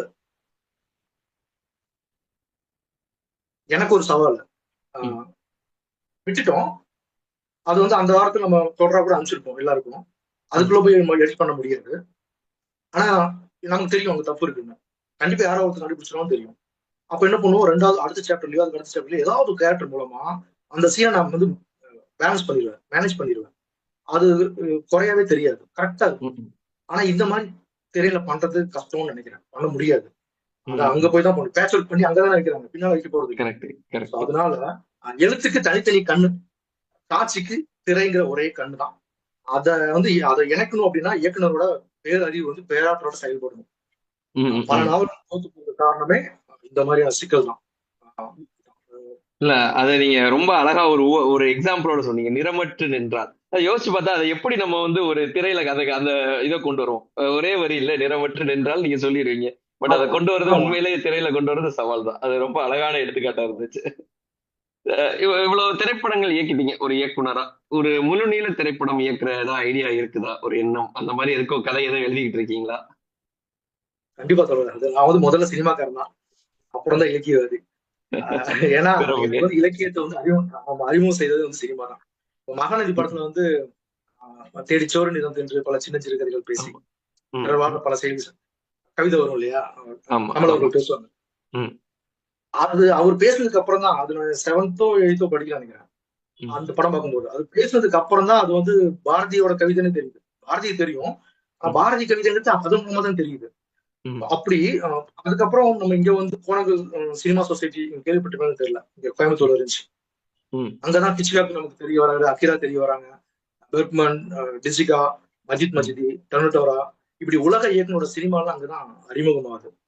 இப்படி இந்த ரூட்ல தான் நான் சேகவராவை கண்டடைகிறேன். சேகவரா கண்டடைகிறது வாழ்க்கையில மிக முக்கியமான ஒரு இடம். அவரு புத்தகத்தை படிச்சு அதன் மூலமாக அதை தொட்டு தான் தஸ்தாவஸ்கி தெரிய வராரு, டால்ஸ்டாய் வராரு, இவான் வராரு, செக்காவ், கேப்ரியல், காஃப்கா, காமியூ, இப்படியே சார்த்தர், நீட்சேன்னு அப்படியே போய் அதுக்கப்புறம் தான் நான் தமிழுக்கே வந்தேன். இது ஒரு மாதிரி கொஞ்சம் ஓவரா பேசுறவங்க மாதிரி இருக்கும். ஆனா நிஜமாவே நான் இலக்கியம் வந்து முதல்ல வெளியதான் இருந்தேன். முழுக்க ரஷ்யா இலக்கியத்துக்குள்ள போயிட்டேன். உலக இலக்கியம் தான். அதுக்கப்புறம் தான் இங்க வரும். இங்க வந்தா நம்மளால பாரதி, புதுமைப்பித்தன், நம்ம காட்டின ஒளி ஆகட்டும், இல்ல தஞ்சை பிரகாசம், தீஜானு அவங்க காட்டின வெளி, அதெல்லாம் அப்படியே தொட்டு கோவைஞானி ஐயா, அப்புறம் புவியரசு ஐயா, நாஞ்சில் ஐயா, கரிச்சாங்குஞ்சு, நகுலன் பிரமிழ், நாகராஜன், சிங்காரம், பாசிங்கம், இப்படி இங்க இருக்கிற மாஸ்டர்ஸ் எல்லாம் தெரிய வராங்க. இப்படி எனக்கு வந்து சினிமாவும் இலக்கியமும் ஒண்ணுக்கு ஒண்ணு பின்னி பிணைஞ்சுதான் இந்த கவிதையை உருவாக்கியது. முருகாமியும் ஓராணியும் படிச்சுட்டு மகேந்திரனையும் பாலு மகேந்திரனையும் பார்க்கும்போது கிடைக்கிற அனுபவம் வந்து அற்புதமானது. அப்ப கிடைக்கிற அறிவு வந்து அபாரமானது. இதுல இன்னொரு விஷயம் சொல்லணும். நினைச்சிட்டு இருந்தேன், ஊர்ல வந்து திரைக்கட்டி இந்த சினிமான்னு சொல்லும் போது நான் கொஞ்சம் குஷி ஆயிடுவேன். இப்போ ஊர்ல திரைக்கட்டி சினிமா போடும்போது எல்லாரும் படம் இப்படி உட்கார்ந்து பார்த்துட்டு இருப்பாங்க. நான் அப்படியே போவேன், என் ஃப்ரெண்டு சிவகுமாரை கூட்டிட்டு போவேன். போய் பின்னால் நின்று இவங்க எப்ப வந்தாங்க நடிக்கிறதுக்கு, இந்த திரைக்குள்ள எப்படி வந்தாங்க, இந்த திரைக்குள்ள எப்படி போனாங்க, கடைசி பஸ் வரைக்கும் நான் பார்த்துட்டு தான் வரேன். கடைசி பஸ் 9:30 மணி பஸ். 9:30 பஸ்ஸுக்கு யாருமே வரல, கரகாரக்காரங்க மட்டும்தான் வந்தாங்க. இப்படி நடிக்கிற ஆட்கள் யாருமே வரல. அதுவும் கரகாட்டக்காரங்க எல்லாம் கலர் கலர் ட்ரெஸ் போட்டிருக்காங்க. இவங்க நடிக்கிறவனுக்கு வெறும் ஒயிட் அண்ட் பிளாக்ல இருக்காங்க. கொஞ்சம் பழைய படமா போடுவாங்க. அப்போ எப்படின்னு ஒரே குழப்பமா இருக்கும். அப்புறம் அந்த அடுத்த அந்த ப்ராஜெக்ட் ஓட்டுறவங்க போய் நின்று பார்த்து கேட்டுட்டே இருப்பேன். திரையில அங்க குத்துனா நான் இங்க விழுந்துச்சு அழுத காலம்லாம் இருக்கு, என்ன குத்திட்டான்னு சொல்லி. அப்படியே அப்புறம் ஸ்கூல்ல 5வது அது இதெல்லாம் 4-5 நடக்கிற விஷயமா, என்ன ஆக போறீங்கன்னு எல்லாரும் மேக்சிமம் கேட்பாங்க இல்லையா சார், வாத்தியார். அப்படி நம்மள்ட்ட கேட்கும்போது ஏன் சொன்னேன் எப்படி சொன்னேன்னு தெரியல. நான் டைரக்டர் ஆக போறேன் அப்படின்னு. அதுக்கப்புறம் நம்ம மேல பயங்கர மரியாதை ஆச்சு ஸ்கூல்ல. இப்போ வரைக்கும் அது போயிட்டு இருக்குது. நிறைய நம்ம இது ஸ்கிரிப்ட் நிறைய தான் இருக்கு. நான் இன்னும் கொஞ்சம் வெளியே போகல, ரைட்டராகவே இருந்துட்டு இருக்கேன். அந்த காலம் வரும் கண்டிப்பா. கண்டிப்பா சார், அதுக்கு எங்களுக்கு இப்பவே நான் வாழ்த்துக்களை தெரிவிச்சுக்கிறேன். ஏன்னா உங்களோட தாயம் 3 நான் வாசிக்கும் போதே அதுவே ஒரு திரைப்படம் பார்த்த ஒரு அனுபவம் தான். ஏன்னா நீங்க உங்கள்ட்ட அந்த எழுத்து இருக்கு, அதாவது ஒரு காட்சியா என் கண்ணு முன்னாடி ஓடுது. ஒரு விஷயம் வந்து நான் வாசிக்கும் போது அதை என்னால காட்சியா என் கண்ணு முன்னாடி பார்க்க முடியுது. சோ கண்டிப்பா நீங்க ஒரு திரைப்படமா எடுத்தா அது ஒரு மிகப்பெரிய வெற்றி அடையும் தான் நான் நினைக்கிறேன். சோ அது இல்ல, நீங்க சொல்லும் போதே நீங்க இந்த உலக சினிமா ஒரு கட்டுரை தொகுப்பு நான் வாசிச்சேன். சோ அப்போ அந்த ஒவ்வொரு திரைப்படத்தை பத்தி நீங்க எழுதும் போது அந்த பியானிஸ்ட் அந்த படம்லாம் நான் படமாவும் பார்த்திருக்கேன். அதை வாசிக்கும் போது நீங்க எவ்வளவு காதலிச்சு அந்த படத்தை பத்தி நீங்க எழுதியிருக்கீங்க, அந்த படம் பார்க்கும் போது நம்மளுக்கு என்ன ஒரு தாக்கத்தை ஏற்படுத்திச்சோ அதே அளவுக்கு நீங்க ஒரு தாக்கத்தோட எழுதியிருக்கீங்க. அப்படிங்கும் போது அந்த சினிமா மேல உங்களுக்கு எவ்வளவு காதல் இருக்குங்கிறத என்னால உணர முடியுது. அந்த கட்டுரை தொகுப்பு ரொம்ப அருமையா இருந்துச்சுங்க சார். இப்போ எனக்கு என்ன ஒரு கேள்வினா, இன்னைக்கு ஒரு கவிஜிங்கிறவர் வந்து ஒரு மிகப்பெரிய அனுபவம் உள்ள ஒரு எழுத்தாளர், ஒரு வாசிப்பாளர், ஒரு சினிமா ஆர்வலர், எப்படி வேணாலும் நம்ம சொல்லலாம். இவர் இன்னைக்கு முதலையா அவர் ஒரு கதை எழுதியிருப்பார்ல, அந்த கதையை வந்து திரும்ப வாசிச்சு பார்த்தாருன்னா அவரு என்ன விமர்சனம் கொடுப்பாரு, இல்ல பாராட்டு கொடுப்பாரு? பாராட்டு வந்து எப்பவுமே நம்ம அப்பவே சின்ன வயசுல 8th படிக்கும் போதே 5th நம்ம எழுத ஆரம்பிச்சிட்டோம். சில கதைங்கிற பேர்ல எழுதும். 8th படிக்கும்போது புரியாத புதிர்னு ஒரு கதை எழுதி, அது வந்து நம்ம ஜென்டில்மேன் படத்தோட தாக்கத்துல வந்தது. ஆனா ஜென்டில்மேன் படமே வேற ஒரு படத்தோட தாக்கத்துல வந்ததுன்னு இப்ப நமக்கு தெரியும். அப்படி உள்ளது. அதுக்கு என்னன்னா எங்க அப்பா ஒரு சீன் சொன்னாரு. அந்த சீன் நான் இப்போ வரைக்கும் ஒவ்வொரு கதைகளையும் எங்கேயாவது வச்சுக்கிட்டே இருப்பேன். ஒரு மொட்டை மரம், ஒரு குழந்தைய வச்சுட்டு ஒரு ஒரு வயசான ஒரு அம்மா, இல்ல கொஞ்சம் உடம்பு மெலிஞ்ச ஒரு அம்மா வந்து குழந்தைய வச்சுக்கிட்டு உட்காந்துருக்கா. மொத்த வெயில ஒரு மொட்டை மரம் கீழே, இதான் சீன், இதை வச்சு எழுதிக்கோ அப்படின்றது. அப்படி ஆரம்பிச்சதான் அந்த புரியாத புதிர்ங்கிற அந்த நாவல், அந்த கதை, சிறுகதை. ஆனா இப்போ வரைக்கும் அந்த சீன் நான் திரும்ப வச்சுக்கிட்டே இருக்கேன். இது வந்து 8th 7th அந்த மாதிரி டைம். பட் அதுக்கப்புறம் நம்ம வந்து ப்ராப்பரா ஒரு ரைட்டிங் அப்படிங்கிற ஒரு வடிவத்துக்கு வந்ததுக்கு அப்புறம் எழுதுன கதை வந்து இரும்பு பட்டாம்பூச்சின்னு ஒரு கதை. அதான் ஃபர்ஸ்ட் கதைன்னு வச்சுக்கலாம் கணக்குப்படி பார்த்தா. அதுல வந்து நான் இப்ப என்ன நினைக்கிறேன்னா, பாராட்டு வந்து நம்ம அப்பவே வந்து யூஸ்வலா ஒரு ரூட்ல இல்லாம வேற ஒண்ணு பண்ணிட்டோங்கிறது பாராட்டு. ஆனா விமர்சனங்கிறது வந்து டீடைலிங் வந்து கொஞ்சம் கம்மியா இருக்கும். டீடைலிங் இருக்காது, கொஞ்சம் லாஜிக் மிஸ்டேக்ஸ் எல்லாம் இருக்கும். திடீர்னு இப்படி ஒண்ணு வந்துடும், அங்க எப்படி காணாம போயிருவாங்க அப்படிங்கிற முடியும். சின்ன குழந்தைங்க சொல்லுவாங்க இல்லையா, அப்படி இருக்கும். அப்போ வாசகன் வந்து புரிஞ்சுக்குவான். நான் சொல்றது வாசகன் வந்து புரிஞ்சுக்குவாங்க வந்து கிளைமேக்ஸ்க்கு எந்த ஒரு ஐடியாவும் கொடுக்காம, இடமே விடாம, அதான் அவன் இது உங்க கையில விட்டுறேன், நீங்க முடிவு பண்ணிக்கங்க, அப்படின்னு சொல்றது ஓகே, தப்பு இல்லை. ஏதாவது 10 கதையில ஒரு கதை அப்படி வரும். ஆனா உங்கள்ட்ட முடிவெடுத்ததுக்கு அப்புறம் கூட உங்களால அது முடிவு எடுக்க முடியலன்னா, ஹலோ சொல்லுங்க சார், சொல்லுங்க. கேக்குதானே? கேக்குது சார், கேக்குது. உங்களுக்கு முடிவெடுக்க முடியலன்னா அதுக்கு அந்த முடிவை நான் சொல்லணும். அந்த முடிவு எங்கிட்ட தயாரா இருக்கணும். அப்படி அந்த கதைக்கு நான் வைக்கல. அது தெரியலங்க நம்ம அப்படியே ஆடியன்ஸ் வச்சுட்டோம், வாசகர்கள் வச்சுட்டோம். இதுதான் வந்து இப்போ அப்படி விடக்கூடாது, என்ன பண்ணும்போது பிடிபட்டுருச்சு. ஆனா அந்த கேட்ட கேள்வி வந்து விமர்சனம்னா இதுதான் விமர்சனமா வைப்பேன். அது ரொம்ப பிடிச்ச கதை, இரும்புப்பட்ட விஷயம். சிறப்பு சார், மிக சிறப்பு. நீங்க ஒரு எழுத்த வந்து ஒரு மூச்சு மாதிரி நினைக்கிற ஒரு ஆள் நீங்க, எனக்கு அப்படிதான் தெரியுது. நீங்க இன்னைக்கு இருக்கிற தலைமுறை இருக்கு இல்லையா, வாசிப்பு குறையுதுன்னு நம்ம சொல்றோம், எழுத்து குறையுது, இதெல்லாம் நம்ம தொடர்ந்து பேசிட்டு இருக்கோம் இந்த கால தலைமுறையில. இது நீங்க எப்படி பார்க்கிறீங்க சார்? இல்ல, இப்போ வந்து நம்ம அதுக்கு ஒரு உண்மைதான், வாசிப்பு குறைவு இருக்கு, இல்லைன்னா சொல்ல முடியாது. நான் இந்த இப்போ 2000 அப்புறம் போறவங்க பயங்கரமா திட்டி தீப்பேன். ஆனா அவனுக்கு பயங்கரமான இதயம் இருக்குங்கிறத 2 வருஷத்துக்கு முன்னால மலை ஏறி இறங்க முடியாம மாட்டிக்கிட்டேன். நைட்டு எங்க கேங்கே மாட்டிக்கிச்சு. நாங்க ஒரு 5 பேர் மாட்டிட்டோம்னா சாதாரண மாட்டல, பயங்கர மலை, கிட்டத்தட்ட 5000 அடி. அது அடிதான், எஸ், 1600 மீட்டர். இறங்க முடியல. இறங்க இன்னும் எங்க நிக்கிறோன்னே தெரியல. வழி மாதிரி வேற போறோம், டார்ச் ஒண்ணுமே இல்லை, மொபைலை மட்டும் வச்சுட்டு இருக்கோம். ஆனா ஒரு 4-5 பசங்க இந்த பொடியனுங்க சேர்ந்து, ஆனா நாங்க உங்களை கூப்பிட்டு வரோம்னு சொல்லிட்டு கையெல்லாம் கோத்துட்டு 5 பேரும் கூட்டு கீழே இறக்குனாங்க. இறங்கும்போது நைட்டு 10 மணி. யானை சிறுத்தை இருக்கிற ஒரு காடு தான் அது. அப்போ அதுக்கப்புறம் எனக்கு அவங்க மேல இருக்கிற அந்த பார்வை மாறிச்சு. நான் வந்து கும்பிட்டுட்டு ரொம்ப நன்றி தம்பிக்கலாம்னு சொல்லிட்டு வந்தோம். அப்போ அவனுக்கு வந்து வடிவத்துல அப்படி இருக்காங்க, மொபைலை பார்த்துட்டே குஞ்சிட்டு இருக்காங்க. கொஞ்சம் அவங்கள்ட்ட பேசினா அவனுக்கு காத்து கொடுத்துருவானுங்க அப்படின்னு நான் நம்புறேன். முதல்ல அவங்க வந்து நம்ம இலக்கிய கூட்டம் நடக்குது, இப்போ பாருங்கள் நம்ம அமைப்பே இருக்குன்னா இந்த மாதிரி அமைப்புகளுக்கு அவங்களை கூப்பிட்டு வரணும், எப்படியாவது கூப்பிட்டு வரணும். ஃபர்ஸ்ட் வரவே மாட்டாங்க, ஆனா அவங்க குமிச்சே கொண்டிருக்காங்க. அவனை ஏதாவது ஒண்ணு பண்ணி இழுத்து கூட்டு வந்து உட்கார வச்சிட்டோம் அப்படின்னா அவனுக்கு முக்கியத்துவம் கொடுக்குறோம். நீ இம்பார்ட்டன்டான ஆளு, திருடங்கையில சாவி கொடுக்குற மாதிரி அவங்க கையிலேயே ஒரு பொறுப்பு கொடுத்தோம், நான் பண்ண ஆரம்பிச்சோம் அப்படின்னு நான் நம்புறேன். அந்த இன்னும் சொல்ல ரொம்ப எளிய நூல்களை கொடுத்து படிக்க வச்சு வாசிக்கிறவங்களுக்கு முக்கியத்துவம் ரொம்ப கொடுக்கணும். இப்ப நமக்கே பாத்தீங்கன்னா சம்டைம்ஸ் நிறைய நமக்கு அனுபவம் இருக்கு, கூட்டு போய் வாசிக்கிறவனுக்கு மரியாதையிலே பண்ணிடுவாங்க. அப்படி எல்லாம் நம்ம வயசுக்கு அது ஓகேன்ட்டு வந்துடும், பரவாயில்ல. பட் அவனுக்கு உடஞ்சிடுவானுங்க, வரமாட்டாங்க, அவனுக்கு சும்மாவே வரமாட்டாங்க. அப்ப அவனுக்கு சொல்ற கருத்துக்கு காது கொடுத்து கேட்டு பொது வழியில அவனுக்கு மரியாதை கிடைக்குதுன்னு அவன் நம்பிட்டானா அதுக்கப்புறம் அவன் விலக மாட்டான் அப்படின்னு நான் நம்புறேன். தொடர்ந்து ஊக்குவிக்கணும். இன்னொன்னு சொல்லணும்னு நினைச்சேன். இப்போ 5 கேள்வி நம்ம கேட்கறோம் அப்படின்னா ஒரு சீனியர் கேட்கட்டும் 5 கேள்வி, ஒரு கேள்வி ஒரு ஜூனியர் கேட்கட்டும். அப்படி வச்சுக்கிட்டே வந்தோம்னா அவனுக்கு பிராக்டிஸும் ஆகும், நமக்கு இம்பார்ட்டன்ஸ் இருக்குன்னு அவன் நம்புவான். அடுத்த வாரம் நம்ம கூப்பிடாம வந்துருவான். இன்னொன்னு, எழுத்தாளனை பார்த்தாவே பதறி அடிச்சு ஓடுற மாதிரியான ஒரு சூழலை வந்து முடிஞ்ச அளவுக்கு தவிர்த்தணும், இல்லை அதை மாத்தணும். அவங்க கிட்ட இயல்பா பேசி அவங்க மொழியில பேசி அப்புறமா இலக்கிய மொழியை அவங்க பயிற்றுவிக்கணும் அப்படிங்கிறதுதான் விஷயம். ஏன்னா ஒரு தடவை இலக்கிய சுவைய ஒருத்தன் கண்டுட்டான்னா அவன் வாழ்நாள் திரும்பி போகவே மாட்டான். அந்த நம்பிக்கை எனக்கு எப்பவுமே இருக்கு, இல்லைங்களா? சிறப்பு சார். நீங்க பல விருதுகள், பல பாராட்டுகள், இந்த மாதிரி நிறைய உங்க வாழ்க்கையில பாத்துட்டீங்க. இதுல ரொம்ப மனம் நெகிழ்ந்த ஒரு பாராட்டு இல்ல ஒரு விருது அதை சொல்லணும்னா எதை சார் சொல்லுவீங்க? இல்ல, இந்த கேள்வி வந்து நம்ம இந்த விருதுன்னு வந்தாவே எனக்கு எப்பவுமே எங்க ஐயா புயற்சியா வந்துருவாரு ஞாபகம். அவர்கிட்ட நான் கேட்பேன், அவர் இதே மாதிரி நான் சும்மா பண்ணிட்டாலும் கேள்வி கேட்டே இருப்பேன், அவர் பதில் சொல்லிட்டே இருப்பாரு. ஐயா வானம் பாடிங்கன்னா என்னையா அப்படி பார்த்து சிரிச்சுட்டு நீங்களாம் எழுதுறீங்கல்ல அதுக்கெல்லாம் விதை போட்டதே அதான் அப்படின்னு. சோ அப்படி ஐயா இந்த விருது என்னையா பண்ணும் அப்படின்னு அவரோட மொழியே பயங்கரமா இருக்கும், சும்மாவே அடிச்சு ஓட்டிடுவாரு. அதுல ஒரு கிளுகிழப்பு இருக்காது கழிச்சு, அது ஒரு துவேகம், ஒரு 2-3 நாளைக்கு ஒரு மாதிரி இருக்கும், அப்புறம் அதை மறந்துடும் அவங்களாம் அப்படின்பாரு.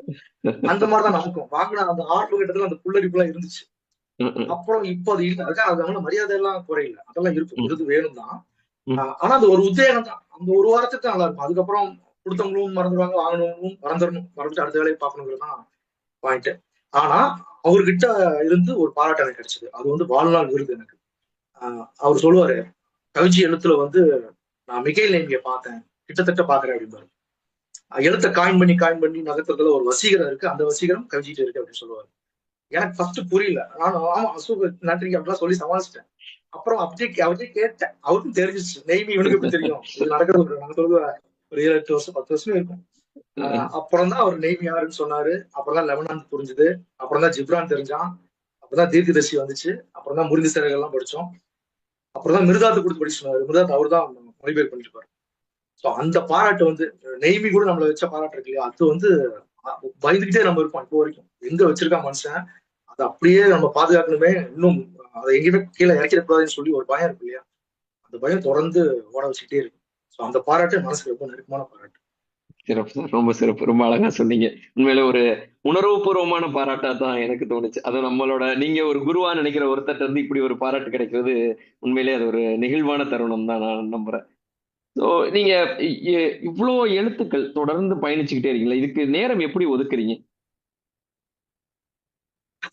இதுக்கு திட்டமிடல் காலையில் எந்திரிக்கும் போது லைக் இன்னைக்கு இவ்வளவு நேரம் நான் எழுதணும் இப்படின்னு ஒரு திட்டமோட நீங்க அவங்க நாளை தொடங்குவீங்களா, இல்ல எப்படி சார்? இல்ல இப்ப எனக்கு வந்து நம்ம வந்து எழுத்துதான் வாழ்க்கைன்னு ஆயிடுச்சு. ஆமா, எழுத்துதான் வாழ்க்கைன்னு ஆயிடுச்சு. நம்ம தலைவன் பாரதி மாதிரி ஆயிட்டோம். அப்படின் போது இந்த அளவுக்கு போக முடியாது. சொல்றது ஆசையில ஒரு இதுல விருப்பத்துல சொல்றது. அப்படிங்கும் போது எழுதுறதுதான் வேலைன்னா அந்த வேலை நீ பண்ணணும்ல, என்ன வேலை கூட அந்த வேலை பண்ணணும். இந்த வேலைக்கு நம்ம வந்துட்டோம். அது விருப்பம், ஆசை, எனக்கு பிடிச்சிருக்கு அப்படிங்கிறதெல்லாம் தாண்டி எழுத்து என் தொழில்னு தலைவன் சொன்ன மாதிரி நம்மளும் சொல்ல ஆரம்பிச்சிட்டோம், சொல்லிட்டோம். அப்படின்னா அதுதான் அது. காலைல எந்திரிக்க வேண்டியது, ரெடி ஆயிட்டு ஆபீஸ் போற மாதிரி உட்காந்துருவேன். உட்காந்து அதான் முதல்ல சொன்ன மாதிரி 1 hour இதுக்கு 1 hour இதுக்குன்னு போய்கிட்டே இருக்கும். கவிதையில தான் என் ஒரு டே ஆரம்பிக்கும். ஏன்னா கவிதை வந்து எனக்கு ஈஸியா இருக்கும். கவிதை வந்து பட்டு பட்டு அப்படி பண்ணிக்கலாம். அப்புறம் கவிதை எடுக்கும்போது வாங்கப்போம், கவிதைங்கிறதே வாங்கப்புக்கு எழுதுறதுதான். அதுக்கப்புறம் அடுத்த அப்படி கட்டுரைக்குள்ள போறதாகட்டும். நம்ம அது எப்படின்னா இன்னைக்கு இது எழுத போறோம்லாம் இருக்காது. நம்ம ஏற்கனவே லிஸ்ட் இருக்கும், இதெல்லாம் எழுத போறோம்னு அப்பப்போ நம்ம நோட் பண்ணிட்டே வந்துட்டே இருக்குமே. அப்ப இது முடிச்சு இது முடிச்சு இதுன்னு போய்கிட்டே இருக்கும் இல்லையா. ஸோ அப்படிதான் போயிட்டு இருக்கு. ஸோ கிட்டத்தட்ட நான் வந்து முழு நேரம் எழுத்தாளர் நான் சொல்லணும். நம்ம கொரோனாக்கு முன்னால வரைக்கும் ஆஃபீஸ் போயிட்டு தான் அப்புறம் கட் ஆயிடுச்சு. நம்ம அது ஃபினான்ஸ்ல ஆரம்பிச்சு அக்கௌண்ட்ஸ்ல இருந்து அப்புறம் அப்படியே ஹெச்ஆர் ஆகி அட்மின் ஆகி அப்புறம் எனக்கு ஒரு மாதிரி போர் அடிச்சது உண்மையாவே வேலைக்கு போறது.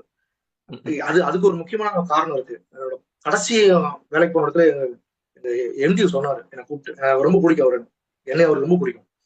கூப்பிட்டு, விஜய் உங்கள்கிட்ட சொல்லட்டுமா அப்படின்னாரு. சொல்லுங்க சார். நீ இதுக்கான ஆளே இல்லை தெரியுமா அப்படின்னாரு. வேலை செய்யற அதெல்லாம் பிரச்சனை இல்லை, அதெல்லாம் எந்த தொழில் நான் ரெண்டையும் மிஸ் பண்ணிக்க மாட்டேன், முதலே சொல்லிட்டேன் இல்லையா. ஆனா இனி இதுக்கான ஆள்.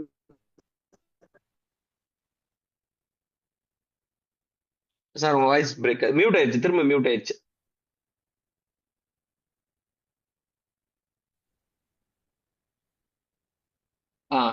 யூஸ்வலா கூப்பிடுவாங்க, நீ கூப்பிட்டே இருக்காங்க பாருங்க. சோ இது அதுக்கு யாருன்னா வருவாங்க. ஆனா இது வந்து உனக்கு வருது, அப்ப நீ வந்து அதை பண்ணு அப்படின்னாரு. இன்னொன்னு சொல்லி இந்த கேள்விக்கு நான் மாதிரி முடிச்சாங்க. ஒரு நாள் ரொம்ப வெக்ஸ் ஆகி அப்படியே கடுப்புல முடிவெட்டர்கள் உட்காந்து இருக்கும்போது நம்ம தம்பி அருண் வெட்டிட்டு இருக்கான். அவன் அப்படி பார்த்துட்டு, இல்லடா எனக்கு எழுதுறதே விட்டுலாம்டா, வேலைக்கே போறேன்டா அப்படின்னு. அவன் அப்படி பார்த்துட்டு, ஒரு 3 நாள் இங்க நின்னீங்கன்னா என்னைய மாதிரி நீங்க முடி வெட்டிடுவீங்க, நான் 3 நாள் கூட இருந்தா எழுத முடியாதுண்ணா அப்படின்னா. அப்படியே பார்த்தேன். வந்து என் நண்பர்களுக்கும் இந்த மாதிரிலாம் சொன்னேன், உள்ள இருக்காங்க அவங்களுக்கு தெரியும். ஆமா இல்ல. சோ எழுத்து நம்மளை தேர்ந்தெடுத்திருக்கு, அதை விட்டுறக்கூடாது. என்னாலும் பரவாயில்ல, நம்ம எழுதிட்டு தான் இருப்போம்னு சொல்லிதான் போயிட்டு இருக்கு. அது வீடும் சப்போர்ட், நல்லா சப்போர்ட் பண்ணுவாங்க. நண்பர்கள், நம்ம கூட எல்லா மனிதர்களும், என் கூட இருக்க எல்லா மனிதர்களும் நல்ல மனிதர்கள். ஒருத்தர் கூட என்கிட்ட கோச்சிக்க மாட்டாங்க. நான் எப்ப கோவப்படுவேன்லாம் தெரியாது, அத்தனையும் தாங்கிக்குவாங்க. அதுக்கு காரணம் வந்து இந்த எழுத்து தான். விஜய் இல்ல, கவிஜி தான். அதனாலதான் நான் கவிஜியை முன்னெடுத்துறது. புரியுது சார், புரியுது சார். ஏன்னா எனக்கு ஒரு எண்ணம் உண்டு. நான் வந்து சீக்கிரம் இந்த ஐடில இருந்து ரிட்டையர்ட் ஆயிட்டு நானும் நீங்க சொன்ன மாதிரி எழுத்து என் தொழிலா தேர்ந்தெடுக்கணும்னு எனக்கு ஒரு எண்ணம் உண்டு. அது எப்ப சாத்தியமாகும் தெரியல. பட் நீங்களாம் எங்களுக்கு ஒரு இன்ஸ்பிரேஷன். சோ வா, தைரியமா வெளியே வா, எழுத்து உனக்கு வருது, நீ வெளியே வான்னு நீங்க எங்களெல்லாம் கூப்பிடுற மாதிரி எங்களுக்கு ஒரு இன்ஸ்பிரேஷனா தான் என் கண்ணு முன்னாடி நீங்க தெரியுறீங்க. உண்மையிலே ஒரு நெகிழ்வா இருந்துச்சு சார். இறுதியா என்னோட ஒரு கேள்வி, அடுத்த இலக்கு என்ன உங்களோட, அல்லது அடுத்த படைப்பு என்ன? இது வந்து என்னோட ஒரு லட்சியமா இருக்கு, இதை நான் வந்து செஞ்சே ஆகணும் என் வாழ்க்கையில அப்படின்னு நினைக்கிற ஒரு விஷயத்த சொல்லணும்னா நீங்க என்ன சார் சொல்லுவீங்க? இல்ல, நமக்கு வந்து எப்பவுமே அடுத்த இலக்குங்கிறது யூஸ்வலாவே அடுத்த படைப்பு தான், அடுத்து என்ன எழுத போறோமோ தான். ஆனா நீங்க கேட்ட கேள்விக்கு வந்து கொஞ்சம் ஆழமா போனோம்னா, நான் ரொம்ப நெருக்கமானவங்க மட்டுமே சொன்ன ஒண்ணு இருக்கு. வால்பாறையை பத்தின ஒண்ணு உருவாக்கணும். கிட்டத்தட்ட ஒரு டிக்ஷனரி மாதிரியோ டைரக்டர் மாதிரியோ எப்படி வேணா எடுத்துக்கலாம். அந்த புக் எடுத்தாதான் வால்பாறைக்கான மொத்த உருவமே அங்க இருக்கும் அப்படிங்கிற மாதிரி இருக்கும். அது ஒரு பெரிய வாழ்நாள் லட்சியமா நான் வச்சிருக்கேன். ஏன்னா நான் பிறந்தது அங்கதான், என்னோட பிறப்பிடம் அங்கதான். கால்படம் பிறந்து முதல் 10 வருஷம் வாழ்ந்தது அங்கதான். அந்த ஈரமும் அடுத்த 10 வருஷம் வாழ்ந்த அந்தியூர்ல வாழ்ந்த அந்த வெயிலும் சேர்ந்துதான் ஈரமும் வெயிலும் பேலன்ஸ் பண்ணி இப்ப நம்ம போயிட்டு இருக்கோம். அதனால வால்பாறைக்கு ஏதாவது பண்ணணும் அப்படின்னு ஓடிக்கிட்டே இருக்கும். அந்த வேலை அது சாதாரண வேலை இல்லை. அதை எடுத்தா அப்படியே ஒரு 2-3 வருஷம் ஆகணும். அது ஃபுல்லா அதுக்குள்ளேயே இருக்கும். அது பண்ணணுங்கிறதான் இது லட்சியம். அப்புறம் அதை தாண்டி இன்னொன்னு, எழுத்துக்கும் எனக்குமான இடைவெளி இருக்கு இல்லையா, அதை குறைச்சிக்கிட்டே வந்துட்டு இருக்கேன்.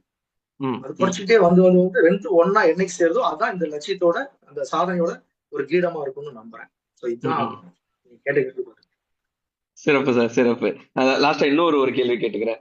இப்போ எங்களை மாதிரி எழுதுறதுக்கு இப்பதான் ஆரம்பிச்சிருக்கோம், நான் இப்பதான் பயணிக்க ஆரம்பிச்சிருக்கோங்கிற மாதிரி எங்களை மாதிரி இளம் எழுத்தாளர்களுக்கு நீங்க கொடுக்குற ஒரு அறிவுரை கொடுக்கறதா இருந்தா என்ன சார் சொல்லுவீங்க?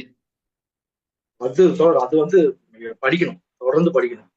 சில பேர் சொல்லுவாங்க, நான் என் வாழ்க்கையில இருந்து எடுக்கிறேன். வாழ்க்கையில எவ்வளவு எடுக்க முடியும்? ஒருத்தவங்க வாழ்க்கை 20 வருஷம் வச்சுக்கோங்க, 30 வருஷம் வாழ்க்கைங்கிறது டேஸ்ல கணக்கு போட்டீங்கன்னா ஒண்ணுமே கிடையாது, ஒண்ணுமே இருக்காது. அப்போ அதுல இருந்து எவ்வளவு அனுபவம் கிடைச்சிருக்கும்? இவ்வளவுதான் அது அந்த அனுபவம். அப்போ நமக்கும் மொத்த வாழ்க்கை எவ்வளவு இருக்கும்? ஒரு 70 வச்சுக்கலாமா?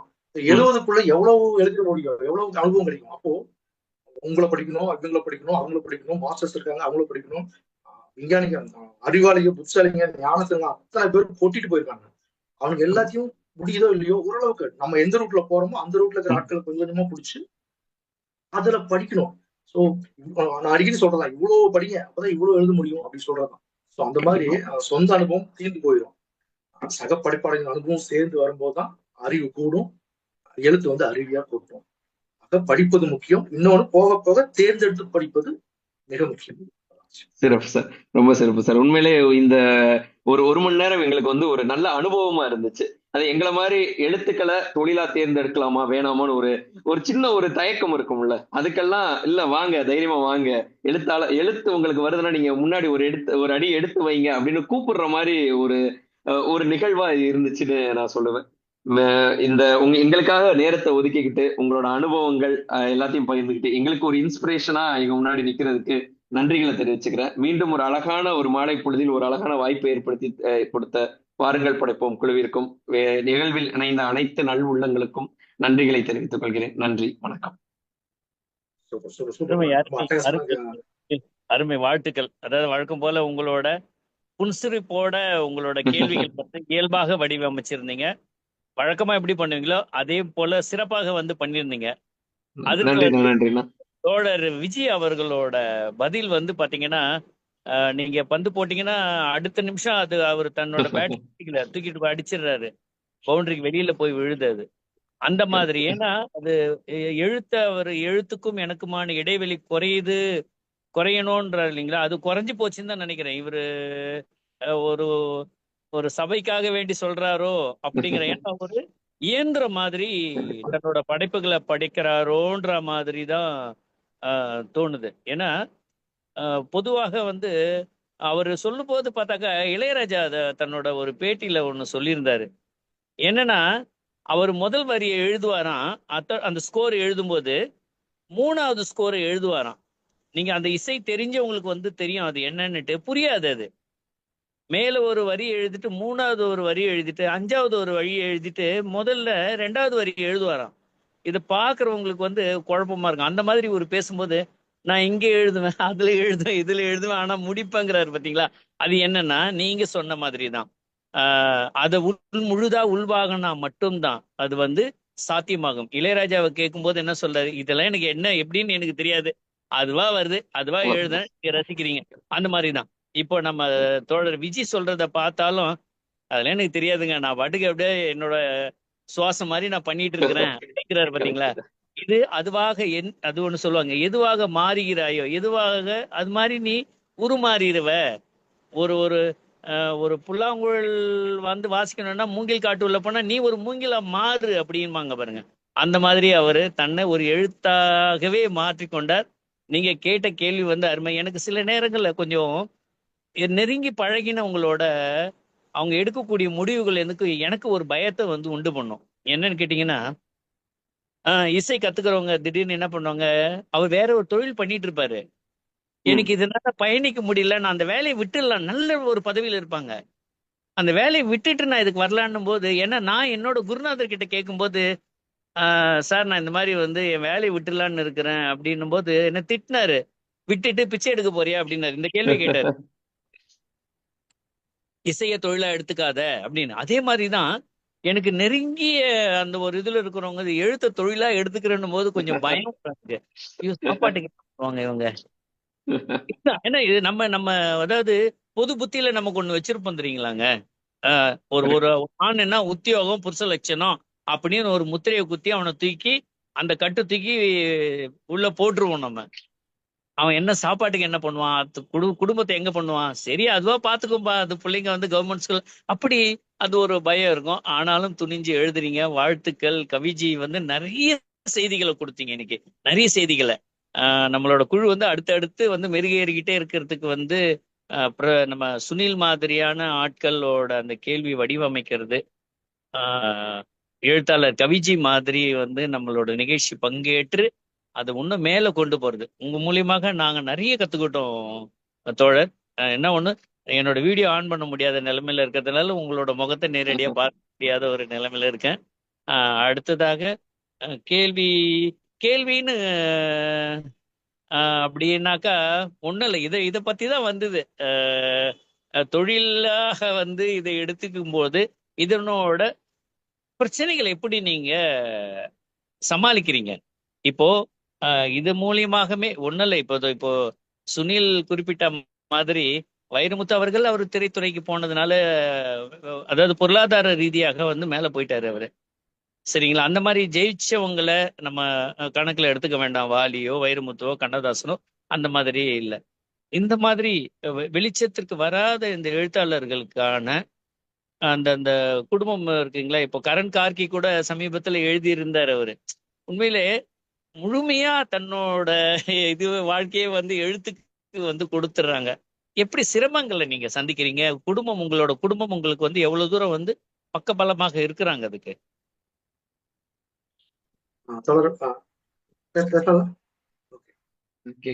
ஹலோ, கேக்குது தோழர், கேக்குது தோழர். ஓகே ஓகே தோழர்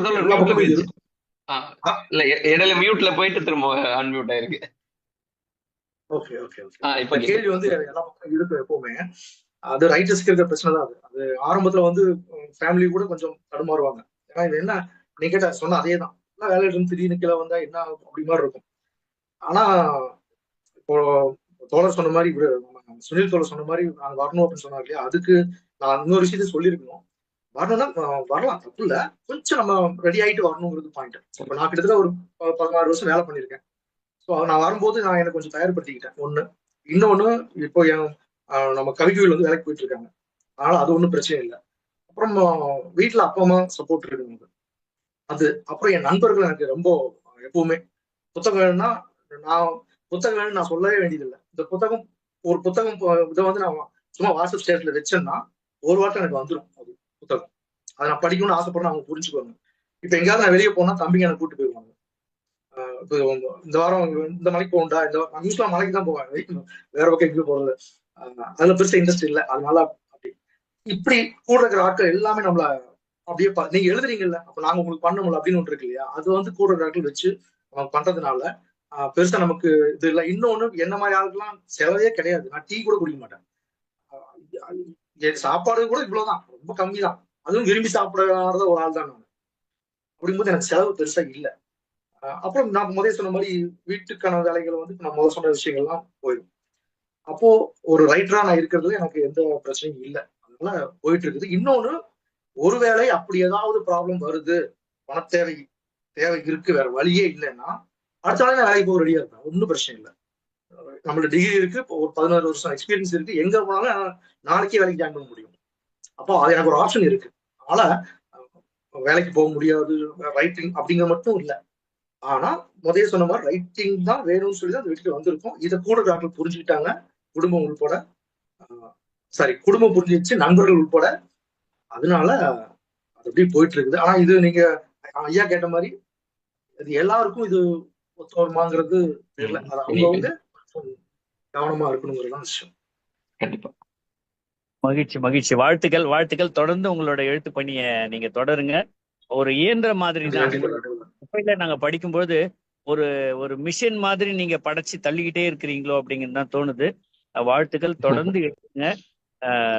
அதாவது கண்ணதாசனோட திரைக்கு வராத பாடல்கள் மட்டுமே பாத்தீங்கன்னா அவ்வளவு பொக்கிஷம் மாதிரி கொட்டி கிடக்குது அவரு. மரபு எல்லாமே மரபு கவிதைகள். பாடல்கள் திரை இசைகள் எல்லாமே மரபு கவிதைகளாக இருக்கும். அந்த மாதிரி நீங்களும் பேரு பெறணும் அப்படின்னுட்டு இந்த நேரத்துல வாழ்த்துறோம். அடுத்ததாக அண்ணன் நேரு அண்ணனை வரவேற்கிறோம். வாங்கண்ணா. அனைவருக்கும் வணக்கம். கேக்குதா? கேக்குண்ணா. கேக்குதுங்க. எப்பயும் போல சுனில் பிரபாகர் ஒரு புன்னகையோட நல்ல கேள்விகளை தயார் பண்ணி அருமையா கேள்விகளை கேட்டாரு. கவிஜி வந்து இன்னைக்கு அவர் பதில் சொன்ன விதம் வந்து அவ்வளவு வியப்பா இருந்தது. அத்தனை மெய்ப்பாட்டோட அவர் வந்து பதில சொன்னாரு. உளப்பூர்வமா அப்படியே ஒரு திரைப்படத்துல நடிக்கிறது மாதிரியான பாவனைகளோடயே நிறைய பதில்கள் வந்தது, உள்ளார்ந்து வந்தது. வாழ்த்துக்களும் மகிழ்ச்சியும். இப்ப ஏற்கனவே சொன்னது மாதிரி அண்ணன் குமரன் சொன்னது மாதிரி இந்த வேலையை விட்டுட்டு போய் முழு நேரமா எழுதுவது என்பதெல்லாம் எனக்கு உடன்பாடு கிடையாது. ஏன்னா புதுமைப்பித்தனுடைய ஒரு நாள் கழிந்ததுல இருந்து இன்னைக்கு வரைக்கும் எல்லா எழுத்தாளர்களுக்கும் அதுதான் யதார்த்தமான நிலைமை. அது சுனில் பிரபாகர் மாதிரி இருக்கக்கூடிய ரொம்ப ஸ்ட்ரெயிட் ஃபார்வர்டா இருக்கவங்களுக்கு எல்லாம் எழுத்து உலகம் அவ்வளவுலாம் சரிப்பட்டு வராது. இது வந்து நம்ம ஒரு நம்மளுடைய தொழிலை பண்ணிக்கிட்டு ஒரு நம்முடைய இதோட போயிட்டு மனநிறைவுக்காக நிறைய நம்மளால எழுத முடியும் அப்படிங்கிறது தான் அடிப்படையான செய்தி. எனவே அந்த வகையில வந்து இன்றைய நிகழ்வு வந்து இருக்கு. இப்ப கவிஜி நீங்க வந்து கவிதை எழுதுறீங்க, சிறுகதை எழுதுறீங்க, தொடர்ச்சியா எழுதிக்கிட்டே இருக்கீங்க. உங்களுக்கு ரொம்ப பிடித்த இலக்கிய வடிவம் அது எது? ரொம்ப சார் எனக்கு நெருக்கமா வந்து நாவல் சார். நாவல் தான் எனக்கு ரொம்ப நெருக்கம். நாவல் தான் நெருக்கமா நாவல்ல விளையாடலாம். ஆமா ஆமா, எப்படி வேணா விளையாடலாம். நான் வந்து அதான் முதல்ல சொன்ன மாதிரி இஷ்டத்துக்கு எழுதிட்டு அந்த இஷ்டத்தை வந்து கரெக்டா கனெக்ட் பண்ணிட முடியும் பின்னால எங்கேயாவது. வெப் சீரிஸ் மாதிரி. அதனால நாவல் தான் எனக்கு ரொம்ப பிடிக்கும். மகிழ்ச்சி. நன்றி. நன்றிங்கண்ணா நன்றிங்கண்ணா. அடுத்ததாக நன்றி. ஏற்பாட்டாளர் எல்லாருக்கும் பாராட்டுகள். அருமையான ஒரு நிகழ்ச்சி, அருமையான நிகழ்ச்சி. நன்றிங்கண்ணா. உத்ரா அவர்கள் வாங்க கேளுங்க. அனைவருக்கும் வணக்கம். தோழர் உங்க கவிஜி உங்களுடைய அடுத்த படைப்புகள் பத்தி சொல்லுங்க. அடுத்து நீலமலை பூக்கள் போயிட்டு இருக்கு. அனுப்பிச்சாச்சு, பிரிண்ட்டுக்கு போயிடுச்சு. அது முழுக்க முழுக்க ஆணவ கொலை பத்தின கதை தான். ஆணவ கொலை பண்ணிட்டாங்க. ஒரு ஜோடி காதல ஜோடி கல்யாணம் பண்ணிட்டாங்க. கொலை பண்ணியாச்சு. இப்ப யாரு கொலை பண்ணா எப்படின்னு சொல்லி ஒரு நாடக குழு ஊருக்குள்ள வந்து கண்டுபிடிக்குது. இது ஒரு கிரைம் டிராமா அப்படிங்கிற மாதிரிதான் போகும். அதான் இப்போ நான் சொன்ன கதை வந்துருங்க அடுத்தடுத்து சொல்ல முடியல. பட் ஆணவ கொலை அதை பேஸ் பண்ணி வரதான். இது சிம்பிள், எல்லாருக்கும் தெரிஞ்ச விஷயம் தான். வீட்டுல இருக்கிறவங்களே கொண்டுறாங்க அப்படிங்கிறதான். அதை கண்டுபிடிக்கிறது வீட்டுல இருக்கிற ஒருத்தனே கண்டுபிடிக்கிறான் அப்படிங்கிறதான் விஷயம். தங்கச்சியை கொண்டுறாங்க, அண்ணன் கண்டுபிடிக்கிறான். அந்த அண்ணன் எப்படி எல்லாம் மூவ் பண்ணி வந்து மக்களை வந்து அந்த நாடகத்துக்குள்ள கொண்டு வந்து அதை கிட்டத்தட்ட வீதி நாடகமா மாத்தி மெல்ல மெல்ல பேசி பேசி பேசி பேசி அவங்ககிட்ட இருந்து ஆமா நான் தான் பொண்ணேன், எனக்கு வந்து என் ஜாய் தான் பெருசு அப்படின்னு அவன் வாயிலிருந்து சொல்ல வைக்கிறான். அது வரைக்கும் அது பேசிக்கிட்டே இருப்பாங்க. அப்படியே கிட்டத்தட்ட 400 பேஜ் வரும். பிரிண்ட்டுக்கு போயிடுச்சு, இன்னொரு 20 நாள்ல வந்துடும். நன்றி நன்றி. இப்போ நீங்க இது இன்னொரு ஒரே ஒரு கேள்வி உனக்கு. இப்போ நீங்க உங்களோட கதைக்கான கருவை வந்து எங்கிருந்து எடுக்கிறீங்க? இங்க போற வழியில எடுக்கிறீங்களா, இல்ல உட்காந்து நீங்க புனைவாக சரி இது இப்படி இருந்தா இப்படி இருக்குமோ, சிறுகதையாகட்டும் இல்ல நாவலாக இருக்கட்டும், அதுக்கான கருவை எப்படி நீங்க அதை உருவாக்குறீங்க? அது வந்து நீங்க சொன்னதுதான். நம்ம சில நேரத்துல நம்ம உட்காந்து சரி இந்த வாரம் ஒரு கதை எழுதலாம் அப்படின்னு யோசிக்கிறது ஒண்ணு உண்டு. இன்னொன்னு போற வழியிலலாம் மக்களை பாக்குறது இருக்கு இல்லையா. ஒரே ஒரு உதாரணம் சொல்றேன். ஒரு நாள் ஒருத்தர் பேசிட்டே இருக்காரு, வந்தாரு கோயில்ல ஒரு இதே மாதிரி மலையேற்றத்துல உட்காந்துருக்கோம். கிட்ட வந்தாரு, வந்து எங்கிட்ட பார்த்து இப்படி பார்த்தாரு. அவர் பாட்டுக்கு அவர் கதையை சொல்லிட்டே இருக்காரு. சொல்லிட்டு உன்னை பார்த்து எங்க சாமி மாதிரி இருக்குன்னு சொல்லிட்டு போயிட்டாரு. அவர் பாட்டுக்கு அது அவங்க ஏ சாமி மாதிரி இருக்குன்னு சொல்லிட்டு போயிட்டாரு. அந்த கதை எவனோ எங்கிருந்தோ வந்தான்னு ஒரு கதை நம்ம எழுதிருக்கோம். அப்படி ஒரு ஆன்மாக அந்த கதைக்குள்ள. அப்போ நம்ம எந்த மக்களை எல்லாம் பாக்குறோமோ அவங்கள்ட்ட எல்லாம் கதை இருக்கு. அதை நான் கூட சொல்றேன், கொஞ்சம் சுயமா தான் இருக்கும் போல் இருக்கு. மனிதர்களை நான் அப்படியே உத்து பாக்குறேன், வேட்டையாடுறேன், போய் ஒவ்வொருத்தரா கதை தேடி பிடிக்கிற மாதிரி சொல்லுவேன். ஆனா அப்படிதான் கிடைக்குது எல்லா கதைகளும். இதெல்லாம் தாண்டி கனவுல சில கதைகள் வரும். முழு கதையும் வந்துடும் அப்படியே. நமக்கு வேலையே கிடையாது. காலை எந்திரிச்சு அப்படியே டைப் பண்ணா போதும், அவ்வளவுதான். திரைக்கதை முழுக்க ஆரம்பிச்சு கிளைமேக்ஸ் வரைக்கும் முடிச்சிடும். அப்படியும் வரும் கதை. அதனால அந்த இந்த நம்ம தோழர் கேட்ட அதே முன்னாள் கேட்ட அதே கேள்வி மாதிரிதான் இதுவும். இங்கிருந்து தான் இல்லாம பேசுற இடத்துல இருந்து பாக்குற படங்கள்ல இருந்து ஏதோ இடத்துல அப்படி ஸ்டிமுலேட் ஆயிரும், அப்படியே ஃபார்ம் ஆயிரும். நன்றி. உத்தரா மறுபடியும் கேட்க போறாங்கன்னு நினைக்கிறேன். உத்தரா, நீங்க கேட்க போறீங்களா கேள்வி மீண்டும்? ஆமா தோழர். நீலமலை பூக்கள் வந்து நாவல் இல்லையா? எஸ், நாவல் நாவல் நாவல். அடுத்த கவிதை தொகுப்பு, கட்டுரை, நீங்க தான் வகைமைகள் நிறைய எழுதுறீங்க. வகைமைகள்ல ஆமா ஆமா. அடுத்தது அடுத்து வந்து அடுத்து வரப்போறது வந்து மதில் மேல் நானும் சொல்லி ஒரு சிறுகதை தொகுப்பு. அதையும் அனுப்பிச்சிட்டேன், அதுவும் ரெடியாகி அனுப்பிச்சாச்சு. அடுத்து 29 இரவுகள்னு ஒரு நாவல், அது கிளைமேக்ஸ்ல இருக்கு கொஞ்சம், அதை முடிச்சு அதையும் இந்த வாரத்தில் அனுப்பிச்சிருவோம்.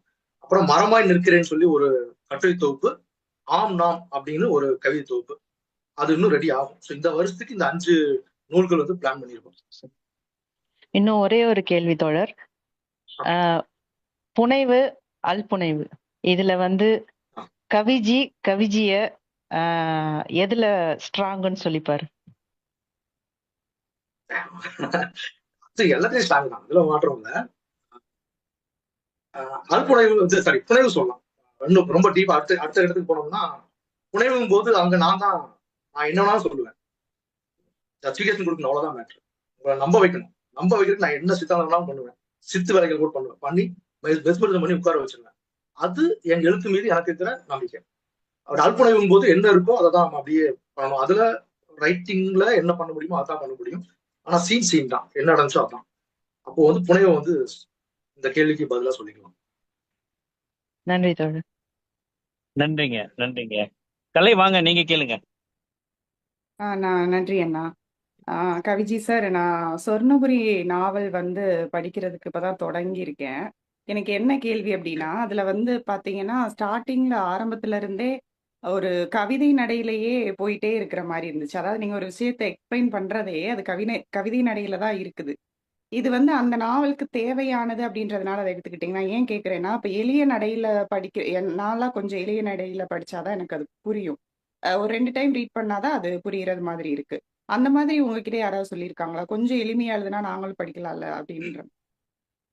இருக்கு. இது வந்து முழுக்க நீங்க சொன்ன அந்த கவிதை நடை வந்து எதிர்காட்டுல இருக்கும். முழுக்க கவிதை நடைகள் வரும். ஆனா சொர்ணபுரியில வந்து நீங்க அதை ஆரம்பிச்சிருக்கீங்க இல்லையா, அங்கதான் அந்த கவிதை நடை இருக்கும். கொஞ்சம் அது இப்படி எடுத்துக்கலாம், எங்கெல்லாம் காதல் இருக்கும் அங்கெல்லாம் கவிதை நடைகள் இருக்கும். மெல்ல சீன் வேறையா போச்சுன்னா அந்த நடைக்கு வந்துடும். அப்படிதான் மாறி போய்கிட்டே இருக்கும். அதனால சொர்ணபுரி வந்து போக போக அது எளிமை ஆகும், அது ஒன்றும் பிரச்சனை இல்லை. ஆனா கண்டென்ட்டே ரொம்ப கடினமான கண்டென்ட்ங்கிறதுனால அதுல பிரச்சனை வர்றதுக்கு வாய்ப்பு இருக்கு. அதுக்கு கொஞ்சம் கவனம் கொடுத்து படிக்கணும் ஒண்ணு. இன்னொன்னு, இப்ப நீலமலை பூக்கள் வரப்போற நீலமலை பூக்கள் ஆகட்டும், இப்போ தாயமூன் ஆகட்டும், நீங்க சொன்ன அந்த எளிமையா தான் இருக்கும். அது அந்தந்த கான்செப்ட் தகுந்த மாதிரி அந்த மொழியை அதுவே உருவாக்கிட்டு தான் நினைக்கிறேன். கவிதையா எழுதணும்லாம் யோசிக்கிறது இல்லை. காதல் வரும்போது கவிதை வந்துருது, சரி இருக்கட்டும் என்ன அப்படிங்கிற மாதிரி போயிடுறதான். கொஞ்சம் ஆழமா படிச்சா புரிஞ்சிடும் அப்படிங்கிறது விஷயம். ஆமாங்க. அது சில இடங்கள்ல தேவைப்படக்கூடியதா தான் இருந்தது. எனக்கு சில இடங்கள்ல வந்து இப்ப நம்ம நேரம் கிடைக்காம இருக்கிறோம்ல, படிக்கிறதுக்கு நேரம் கிடைக்காம அந்த புத்தகத்தை வாசிக்கிறதே ரொம்ப பாடுபட்டு தான் அது உட்காந்து படிக்க ஆரம்பிக்கிறோம். அப்ப அந்த கவிதை நடையும் போது 2 டைம் ரீட் பண்ணாதான் அது புரியுற மாதிரி இருந்தது.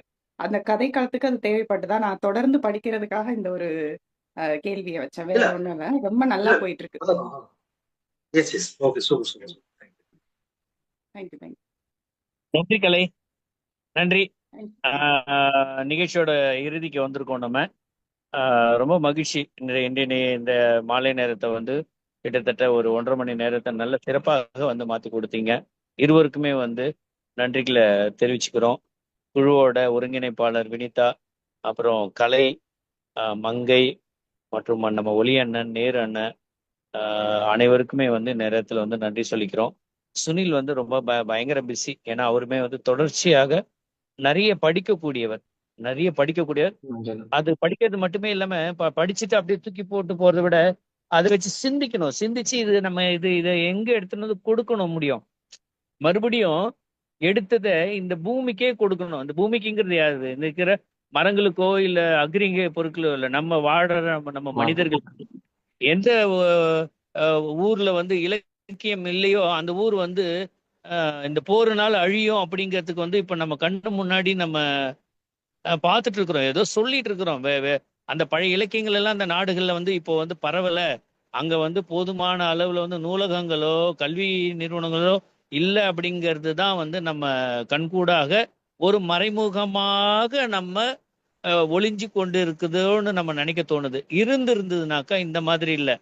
இந்த மாதிரியான போர்கள் வந்து வராது, மக்கள் வந்து அவதிப்பட மாட்டாங்க. ஒரு முட்டாளோட முடிவுனால இன்னைக்கு ஒட்டுமொத்த இந்த உலகமே வந்து உலக மனித இனமே வந்து ஒரு ஸ்தம்பிக்கக்கூடிய நிலைமைக்கு இருக்குது. இதுக்கு காரணங்கள் என்னன்னா, அந்த முட்டாள் சிறந்த இலக்கியவாதியாகவோ சிறந்த படிப்பாளியாகவோ சிறந்த கலை நயம் உள்ளவனாகவோ காமத்தை மட்டுமே வச்சிருக்கக்கூடிய ஒரு காமவெறி பிடித்தவனால் என்ன ஆகுமோ அப்படிங்கிறது தான் வந்து இருக்கு. அதற்கு இலக்கியங்கள் ரொம்ப ரொம்ப மனிதனோட வாழ்க்கையை வந்து அமைதியாக கொண்டு போறதுக்கு வந்து இலக்கியங்கள் வந்து நிச்சயமாக ஒரு வழியை ஏற்படுத்தும் தான், அதை நம்ம சொல்ல முடியும். அதற்கான உதாரணங்கள் எத்தனையோ உலக தலைவர்கள் வாழ்ந்து மறைஞ்சிருக்கிறாங்க. நிச்சயமாக நம்ம தமிழ் மண்ணிலையும் சேர்த்து நான் சொல்ல முடியும். அது அவங்களால மட்டும்தான் அடுத்த தலைமுறை, இன்னும் பல ஆண்டுகள் கழித்த தலைமுறை எப்படி வந்து இன்பமாக வாழ முடியும் அப்படிங்கிறது வந்து சிந்திக்கக்கூடிய ஒரு செயல் வந்திருக்கும். அந்த மாதிரியான ஒரு சிந்திக்கக்கூடியவர்களை ஊக்குவிக்கிறதுக்காகவும் சிந்திக்கக்கூடியவர்களை மறுபடியும் வளர்த்து எடுப்பதற்குமாக இந்த வாருங்கள் படைப்போம் அப்படிங்கிற இந்த ஒரு குழுவும், வாருங்கள் படிப்போம்ங்கிற குழுவும் வந்து தொடர்ச்சியாக செயல்பட்டு இருக்கு. அதுக்கு வந்து நம்ம சுனில் பிரபாகர் மாதிரியான ஆட்கள் தன்னுடைய நேரங்களை வந்து ரொம்ப ஒதுக்குறாங்க. அதுக்கு கவிஜி மாதிரியான புது புது படைப்பாளர்கள் எங்க குழுவுக்கு வந்து அறிமுகமாகறாங்க.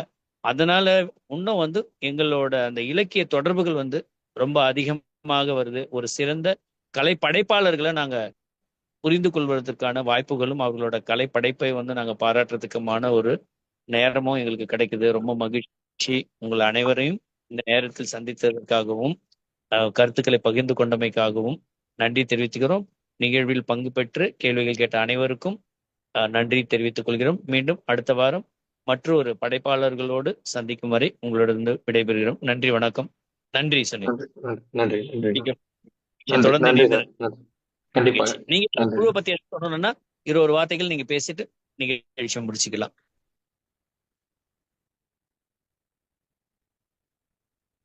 நீங்க தான். ஆமா. அது வந்து இப்படி ஒரு வாய்ப்பு கிடைச்சது ரொம்ப ரொம்ப சந்தோஷம். ரொம்ப நான் கிடைக்கிற எல்லா மேடையுமே பயன்படுத்திக்கணும் தான் நான் யோசிப்பேன். பயன்படுத்திக்கணும். ஏன்னா அதன் வழியாக ஏதாவது ஒரு விஷயத்த எங்கேயாவது கொண்டு சேர்த்தணும் அப்படின்னு தான் யோசிப்போம். அந்த மாதிரி இன்னைக்கு ரொம்ப அற்புதமான நிகழ்வு. தோழர் வந்து அவ்வளவு அழகா கேள்வி கேட்டாரு. கொஞ்சம் பயமா தான் இருந்துச்சு ஆரம்பத்துல. அவரை போக போக என்ன வந்து ஒரு நிகழ்வில் கலந்து கொண்ட அனைத்து தோழர்களுக்கும் கேள்வி ரொம்ப அழகா எளிமையா வழியும் சென்ற தோழருக்கும் எனது மனம் கணித நன்றிகளை சமர்ப்பிச்சுக்கலாம். எழுதுவதால் வாழ்கிறேன், எழுதுவதற்கே வாழ்கிறேன். நன்றி, வணக்கம். நன்றி, மிக்க நன்றி. எழுதுங்கள். ரொம்ப நன்றி, வாழ்த்துகள்.